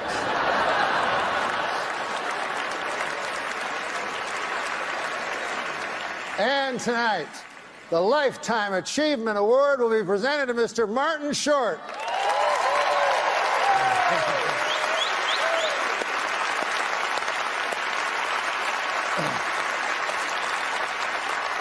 It's the Academy's way of saying, thank you so much, we've had enough. Well, Don Rickles. As a friend, it's over. Ingenue Ellis is here tonight. Absolutely. She has done some powerful work in the Book of Negroes, which tells the story of a woman confronting the tragic legacy of racism in 18th century America. Oh, did I mention on the show Sunnyside, I play a talking manhole?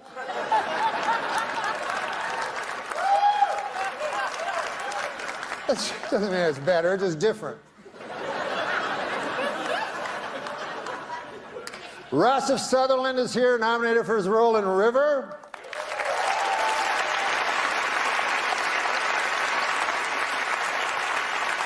And he is here with his iconic father, Donald Sutherland, who has come to support his son. Not to compete with him like someone I know, Eugene Levy.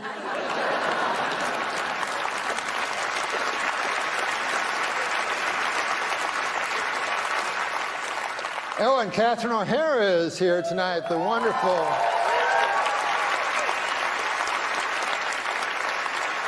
That's a beautiful dress you have on, Catherine. I don't know if I'm allowed to say that. But Catherine is an actress of extraordinary range, from her many characters on SCTV, of course, to her work in Best in Show and Home Alone, and perhaps her most remarkable performance to date as the title character in the Book of Negroes.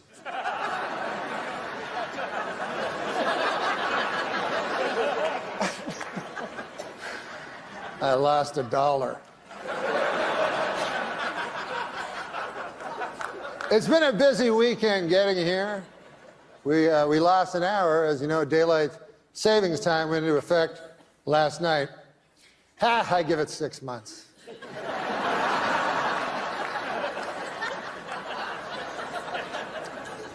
And I'd like to take a brief moment, as all moments are, I suppose, to thank my writers. You know, the writers are so specialized these days. There's a joke writer, he gives you jokes. There's a gag writer, he gives you gags. There's a head writer, he gives you... What I'm saying is things are they're specialized.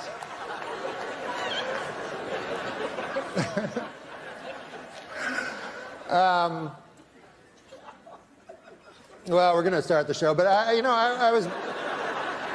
It hasn't started yet, you didn't know. I saw a wild look of alarm cross your eyes. But I was backstage yesterday, and we were doing rehearsals, and I asked, what is the statuette called? And they said, it's called the Canadian Screen Award. And I said, well, that seems kind of dull. Like, what? That's the name of the award? And they said, well, we've been bandying around different names, but none of, they said in Canada it takes a long time to get stuff done and stuff. But one of them they mentioned was the Candy. And I think John Candy, I mean, who doesn't love John Candy?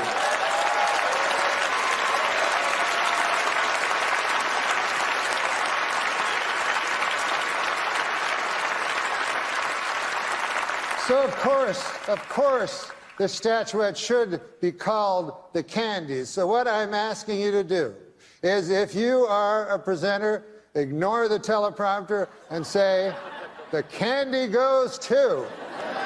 And if you are lucky enough to win one, go, I want a candy. What do you think of that? Can you go along with that? Excellent. That would make us a better nation.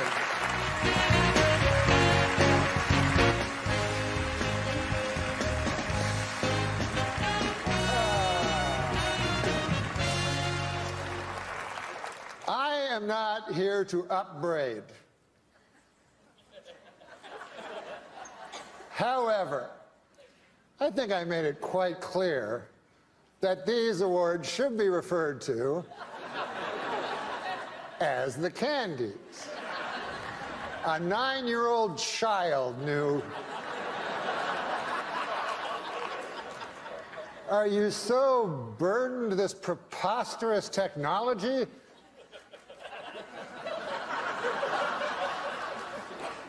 So I would like not to see that again.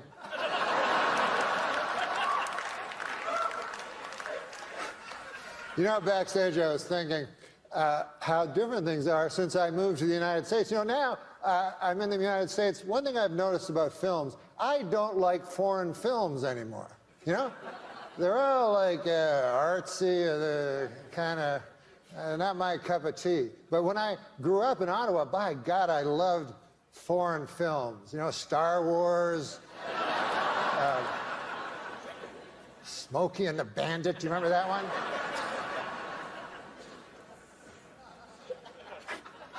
Here to present our next award, the Candy. And this will be the end of my upbraiding. I hope. Is an accomplished actor. All right. Hey, before we go on any further, having a hand for the band, huh? Good job, guys. George St. Kitts and the Candy Band. Who can take a sunrise? Come on, guys. Sprinkle it, but they can't. Well, whatever. Well, our next presenters are political people. And it made me think, because I was just told Cape Breton Island, I don't know if you know this, but they are offering sanctuary to anyone that lives in America after Trump is elected president by a landslide. And I agree with this in principle, but why Cape Breton Island? I mean, can't I just flee to Toronto? Do I have to leave the fucking planet? I mean,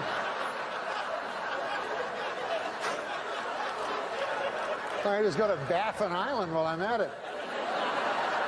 All right, now welcome to the stage, two Canadians. Oh, the Candies are going great so far, aren't they? I would like to say to Eugene Levy that there's no reason to be ashamed of your son. My son only this morning punched me in the chest really hard. Listen, I have some good news. I just found out that all of you here tonight will be getting a swag bag. Yeah. Just like the Oscars. I haven't seen one yet, but why don't we take a look and see what you're getting? I'm going to call Megan, our golden girl, out. Megan, our golden girl? Hi, Megan. Come on out here. Ah, you brought the swag bag. Yes, can you hold it open? And then I'll take things out of the swag bag. What do we have here? A loose pancake.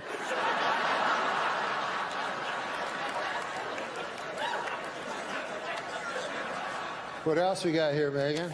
We got, oh, this looks cool. It's a CD, you know what they are, of Nelly Furtado singing all the national anthems.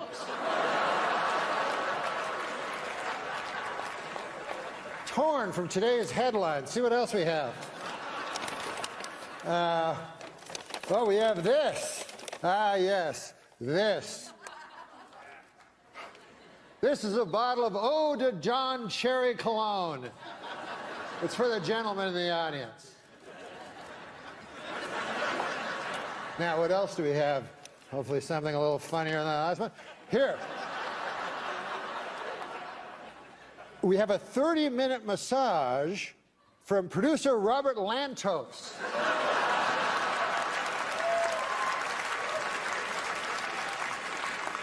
Don't try to go for 50. You only can hit 30. Now, what else do we have here? Oh, a curling stone. You know what these are made of? I always took them for granite.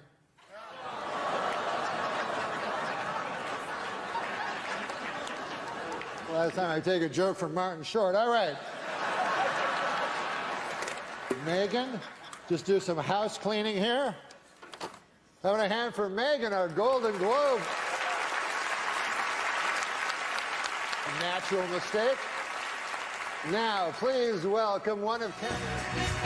All right. I want to apologize for running out earlier. I don't know if anybody saw that.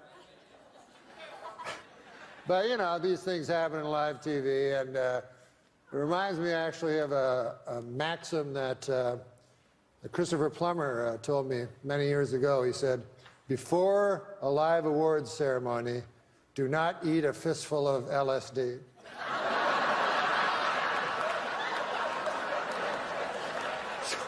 Take that with you. I'm sorry, Jacob. How's Jacob doing? Hey, Jacob. Congratulations, buddy.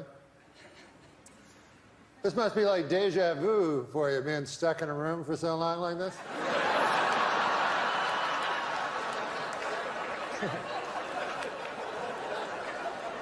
All right, folks, please. All right. Listen, guys. For some reason, I've been told to stretch. So,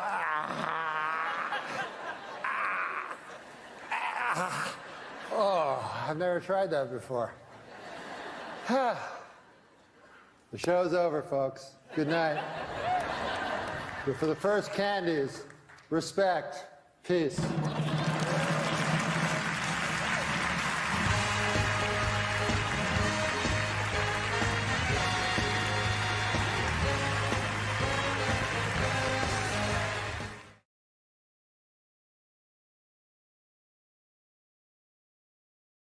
There was only one man in town who could make people afraid of him even from beyond the grave. And that man was Richard Chubby. Because with Big Chubby gone, there was only one person to take over the family business. His son, Little Chubby. Back again, Burt Reynolds in a commanding lead with $14. Hey, check out the podium. Look at this. Mr. Reynolds has apparently changed his name to Turd Ferguson. Yeah, that's right. Turd Ferguson. It's a funny name. Norm and I were hanging out in his office one day playing a game where you had words and you had to do an impression of somebody saying the same sentence. And he did Burt Reynolds doing it. And we go, oh, well, there we go. So how can we get Burt Reynolds on TV? And then one time I was talking to Burt Reynolds, and he said he wanted to come on the show while I was doing Celebrity Jeopardy, and then punch me in the face and take over. And then he'd be even stupider. But then I got fired, so he couldn't do it.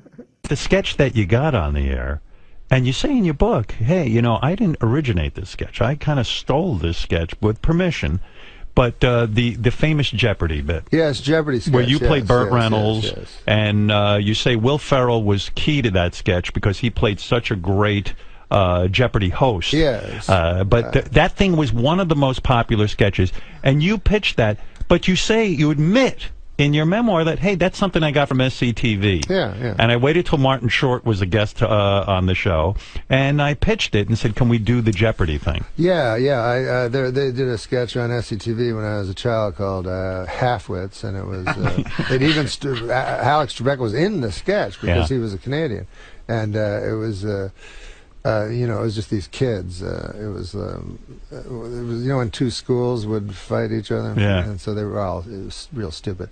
So I always loved that show, and I said, Celebrity Jeopardy, they always ask such easy questions, and the celebrities are all so stupid. It would be great to do it. Unfortunately, they've already done it, and I feel like I shouldn't just steal a sketch. Right. So when Mr. Short came to do the show, who later became my friend, I said, who wrote that sketch? And he said, Eugene Levy. And I said, maybe we could phone him, and get permission. And so he said, yeah, we'll do a conference call. And I said, no, I'll phone, I'm a man, Yeah. So I phoned Eugene Levy, and I asked him, I told him the whole sketch. I said how much I loved the first one, and I asked permission, and he was kind enough to give it to me. There was no better show than that SCTV. That was unbelievable, God, right? It was amazing. Unbelievable. Why does Turd Ferguson? Why does Burt Reynolds hate Alex Trebek? What's funny is I wrote that sketch because on Saturday Night Live you have to do impressions once in a while. Mm-hmm. And I don't do impressions, But I do like 4 or 5 guys from when I was a kid that I liked, Like Letterman I liked, so I could do an impression of him. And when I was a little kid, Burt Reynolds used to be on The Tonight Show, and he was like the funniest guy ever. So I wanted to do Burt Reynolds, but I couldn't figure out how to put him in anything. Right. And so I wrote the sketch Celebrity Jeopardy. so I could do my Burt Reynolds. And then when it comes time to tape it, like Lauren told Costume to have a white hair for me and a white beard. And I'm like, no, Lauren, I don't do Burt Reynolds. I do Burt Reynolds from the 1970s, from Smokey and the Bandit. Because that didn't make sense either. Nobody knew why. Why was it 70s? I know, it made no sense. But it's funny, like you say, Turd Ferguson, because on one of them I go, Burt Reynolds goes, that's not my name, to Alex Trebek, and he forces himself to be called Turd Ferguson. He forces Alex Trebek to call him Turd Ferguson. Right. So anyway, somehow that caught on with some people. So still to this day, like sometimes I'll be walking down the street and a guy will go, "Hey, Turd!" And then I go, "Thank you," and then everyone else goes, "What? What is going on? What kind of universe is this?"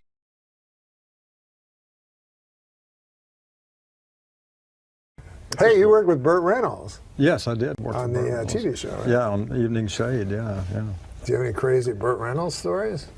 He did hit me one time live in front of an audience, and I couldn't breathe, and I couldn't say my lines. Slap?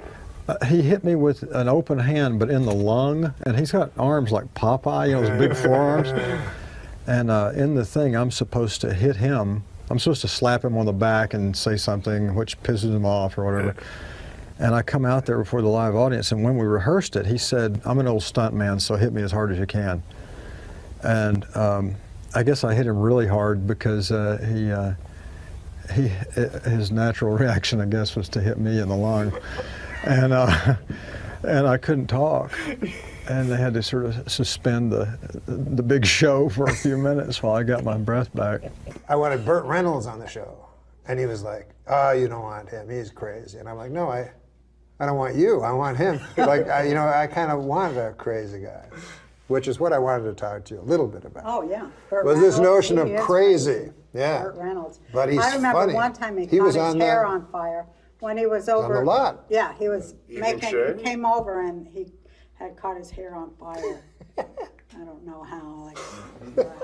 We're like, "Oh, you better go to the doctor. You've got a big friggin' hole in your scalp." Because Roseanne's show was on the Radford, along with Seinfeld and Evening Shade. And I remember hearing a story, all his stories about Burt. And he would go on his hiatus, he'd go away and hire people for the show.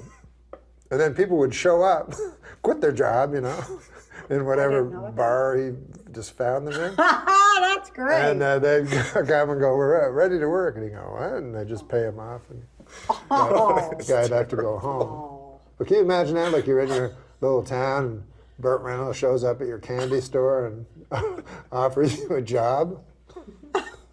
That's kind of, what was he thinking? I don't know. But I think he had some, you were talking about you had OCD. He must have had some crazy stuff. I met Burt Reynolds, though, which was an amazing... Was he pissed? Because he doesn't have a big sense of humor, does he? You know what Burt Reynolds loves to do is slap you in the face really hard. He's like one of those masculine guys. He's punching you, But no, he was real nice to me. And did he slap you? He told me really funny stories. He told me he was in Deliverance, which I loved. He said, I used to do my own gags. Gags, I guess, are like stunts. He was a stunt man. Yeah.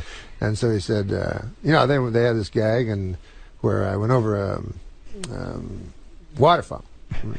And what, a car or something? No, he just fell. This wasn't. He just falls off a waterfall. Bandit. This was like Deliverance. They were in the middle of. Right. So he says, "I'll do the fall. We don't need a stuntman." Frankenheimer says, "No, we need a stuntman." He goes, "Nah, we don't want that." He goes, "Okay, well, we'll just use a dummy. We'll just throw a dummy over, Yeah. And he goes, "No." So Frankenheimer's idea was just to throw a dummy over, and Burt Reynolds said, "No, absolutely, I'm going to do it myself."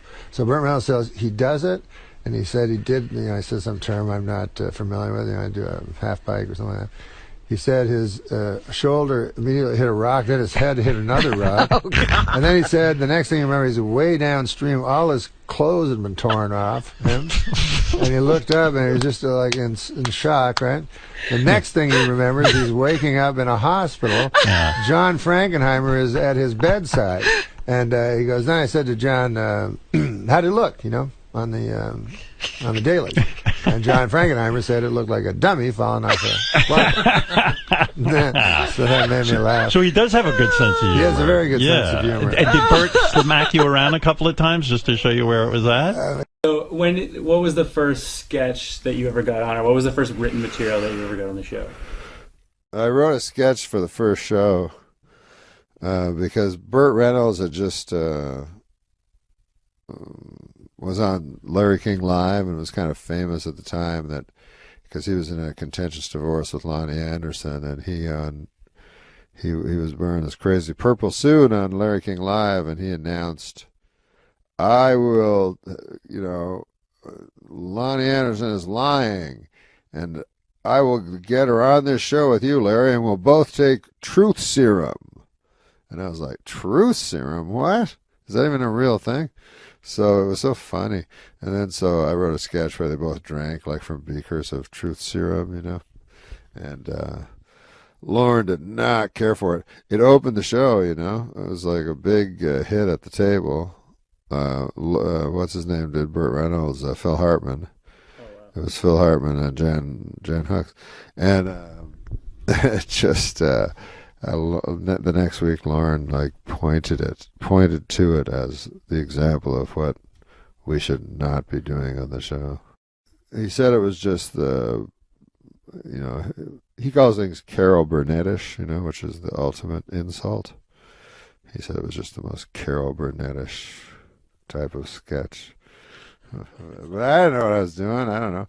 And he let me do it. It got all the way to the air. He chose it, and he put it on first. Not my fault. I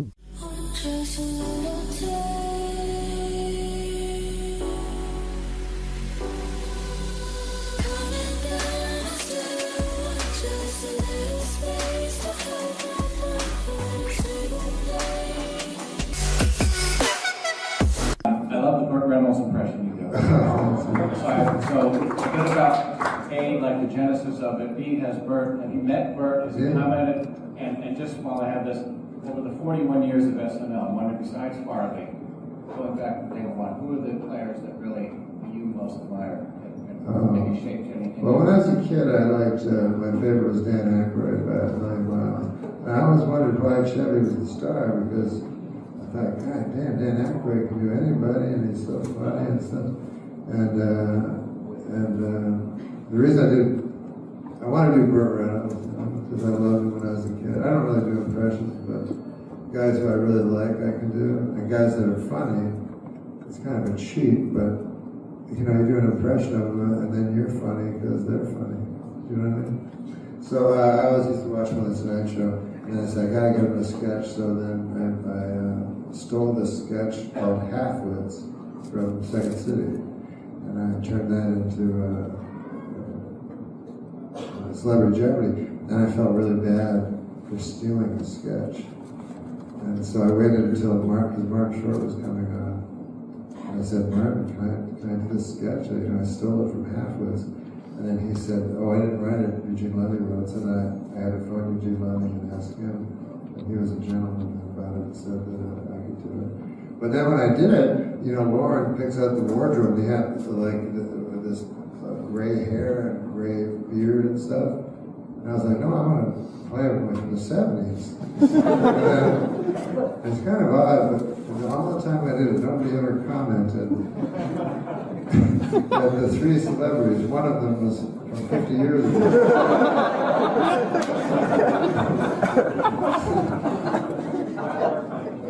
Oh, Burt, yeah, no, I met him, and goddamn, that guy was funny. He just told me the funniest stories. And yeah, he wanted to, he said he wanted to, this is a story to him. He said, he get all these girls when he was young, he was so handsome. And he said one time he was in a hotel, and there's this beautiful blonde, and she said, just come up to my room, have a lot of sex.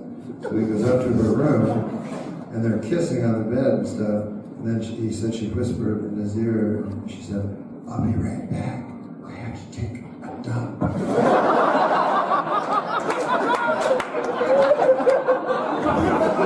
So she ran away. Most of us would run away, but he could just get the next girl that I met. One time I was hosting, and there was 3 guys. I've never hosted. How many times have you hosted? Just one time. It was a mistake. Did it not go well? It was all right. Did you do Update? No. You didn't even do Update? It was right after I got fired from Update. I thought it'd be funnier back then. But anyway, so there were three guys doing music, you know. Yeah. And I don't know music. I just know old music. Like again, Lauren would go, "Who do you like?" And I go, "You like this guy." Bobby Goldsboro? Yeah, Bobby Goldsboro. Eddie Cantor, is he around? And Lauren go, "You've got to go," you know. So who'd they have on? Very hip. So they young had kids. hip guys that everyone else knew except me. It was Snoop Dogg. He just changed his name, and he was angry because I kept getting it wrong. It used to be Snoop Doggy Dogg. It was Snoop Dogg and Eminem and Dr. Dre. That's a pretty heavy lineup. Yeah, but to me it was 2 black guys and a white guy. So I go to introduce them. You're beautiful. And they were all just trying to get this into the barn. Don't go black white on. They were all standing They were all standing like in rap. There was Francis Farmer. They were about to go up and take me with you. They were standing in rap positions, as you know, like against. And I'm about to introduce them, so they're standing in that rap position where it looks like they'll either start singing rap or pull a gun and kill you. So then I go, as a joke, I look at them, because I remember this is kind of a Letterman-y thing to do, but I go, "Fellas, are you ready? Are you ready?" Which forces them to go shake their heads slightly. Even though they're in this crazy, dangerous They're all posed up. all posed up. So I thought that was funny. But then I learned later they were geniuses, and I should have befriended them rather. I was just talking to Dre backstage. I don't know if he's a real doctor, but he did prescribe me some stuff. So I don't know. There he goes. And that leads us to our first special merit award of the night. Ladies and gentlemen, for nearly 30 years.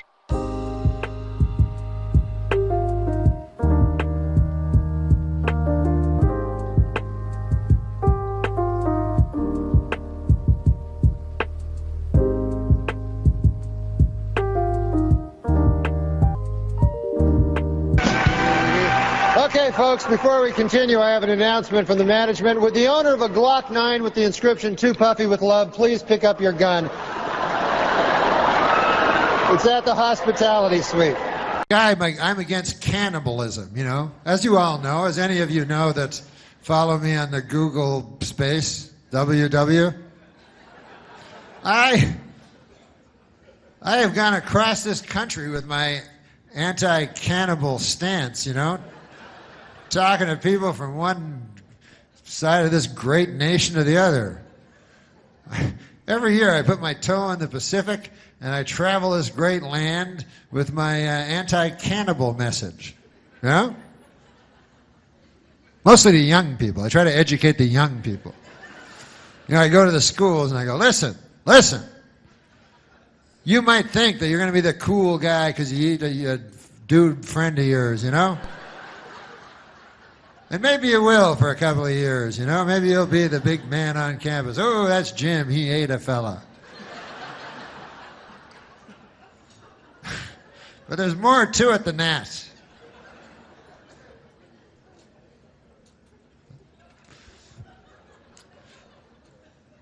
No, I use my time for you know what I do? I do a lot of charity work for things that people, I don't like arguing with people, you know, when they have another opinion than me. So what I do is I pick very popular opinions, and then I work for those people. And what I was going to say was that as a anti-cannibal guy, it would never occur to me to do the same thing as she does with her tofurkey. I would not take all my delicious cheese sandwiches and fashion them into the shape of some old rotting corpse of some dude and then eat that. That would make it less tasty than the cheese sandwich itself, to me.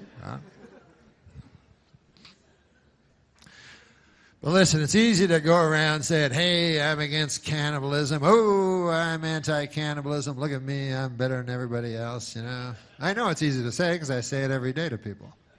But actually, when you think about it, you don't really know how you're gonna, how your cannibalism beliefs are gonna stand up under when it comes up. Because you'll notice in life, cannibalism rarely comes up. There's always some cheese sandwiches around you can find, you know? But what about when you're in the Andes? No? Then all bets are off.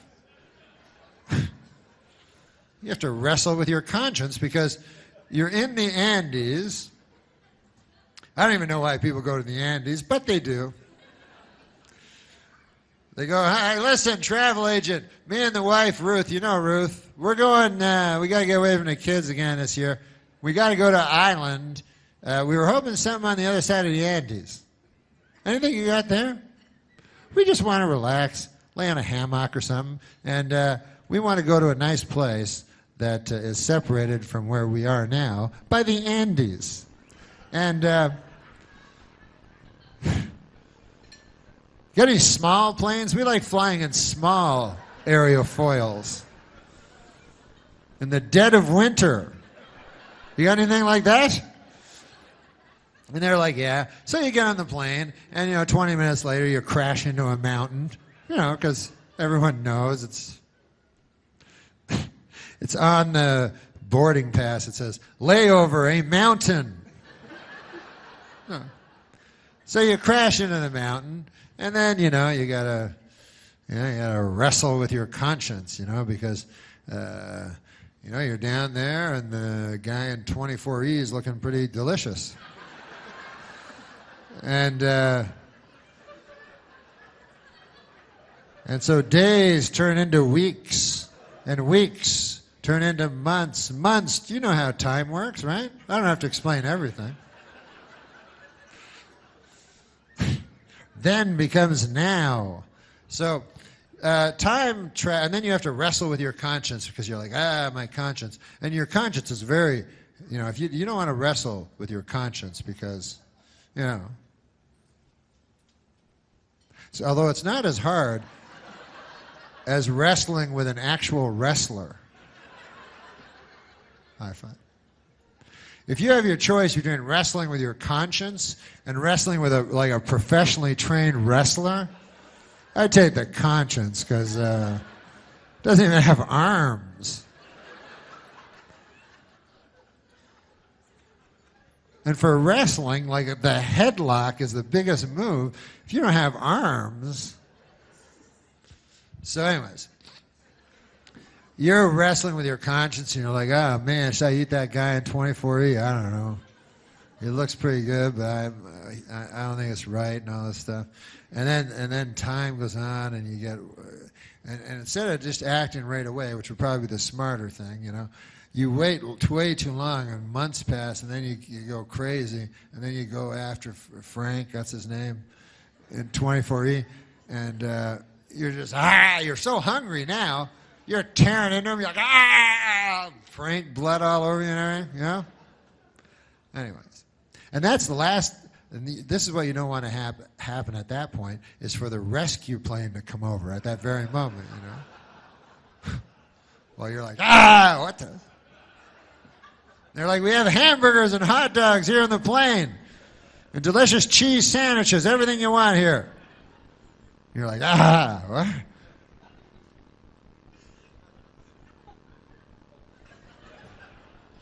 A lot of snow.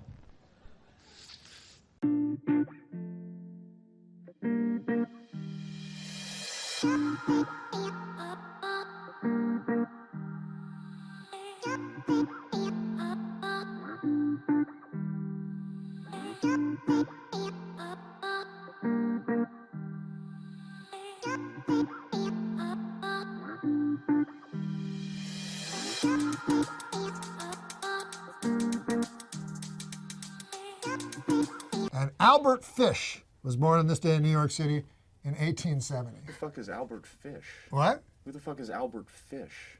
Oh, Albert Fish? I've never heard of that guy. He was known as the Gray Man. The Grain Man? The Gray the Man. Grain. The werewolf of Wisteria. I You know why he was known as the Gray Man? Because he was a serial killer.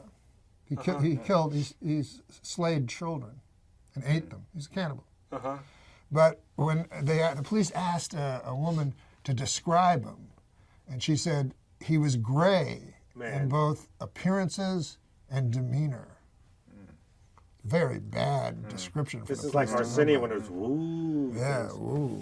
But But anyways. I'm pretending I know who Albert Gray is. I didn't. No, Albert Fish. Oh. You're a New Yorker. So anyways, he was a child rapist and cannibal, as I explained. When he says child Jesus rapist, you try not to Christ. laugh when he looks at you. Oh, There's come something on, man. It's not funny. I know it's not, but I know you want people to laugh. when But you say Fish whatever. boasted that he had children in every state. Now, I would not boast about that. I don't think you would. I don't think you'd do it. But if you did do it, you certainly wouldn't boast about Not it. at all, sir. You'd take that to the grave with you. But he boasted. Well, they say they Anyways. eventually all sing like a canary. They do say that? About murderers, right? Yeah, they want- brag to a eventually wanna be friend. caught, yeah. When Norm bragged, sorry. But Fish, this is interesting. Fish chose his victims. He only chose victims who were either mentally handicapped. Now, don't laugh at this next part, please. But you know he wants you to, right? No. If you laugh at this next part. Okay, and I'm not going to Fish drink chose water. victims who were either mentally handicapped or African American. Oh, come on. Why would you think that's funny? God damn, Fred. Jesus Christ, that was the worst part of the story. Okay, but why do you think he did that? What would be the explanation? Why would he only attack? Why would his victims that he chose only be either mentally handicapped or African Americans? Because people in those days didn't care when those people were vanished. You're thinking like Albert Fish now. And prostitutes. That's why they kill That's right. prostitutes. Exactly. Nobody really cares about prostitutes. Well, it's like that comedian that would rape people at comedy club. No, in colleges. Yes, Vince Champ. They friend always of mine. said his great gimmick was that people would think who did it, and they never, because he'd go on to another town and another college, but when people say, what about the comic? Yeah. Maybe the worst gimmick a comic ever had. But anyways, but you're exactly right. That's why Albert Fish killed only mentally handicapped and African Americans. What about, okay. I thought you'd laugh at African Americans again, that they were. No, because I know him. I know he'll do something. That's outrageous. How Well, it's dare kind of you. outrageous for you. But anyways, Fish tortured, mutilated, and murdered the youngsters. They were children. With a meat cleaver, a butcher knife, and a small hand saw. Oh, Jesus. God, you. This is the topical portion? Yeah. This is the birthday. And he solidified his reputation as the most vicious child slayer in criminal history. Oh, Though you know who barely literate, Fish wrote taunting letters to the parents of his victims, gruesomely detailing how he slayed, butchered, cooked, and then with great enjoyment dined on their offspring. He would inevitably declare that a child's roasted rump was the most toothsome dish in all of gastronomy. Additionally, Fish was a masochist, get this, and he would insert wool doused with lighter fluid into his own anus and set it alight for his own enjoyment. Fish was finally arrested, and he immediately began confessing to killing 700 children. Get out of here. Yes, and he was dizzyingly happy about it. Smiled as he described the grisly details of the tortures and the murders, appearing to the detectives. And one of the detectives said he appeared as the devil himself. I mean, this guy was a real jerk.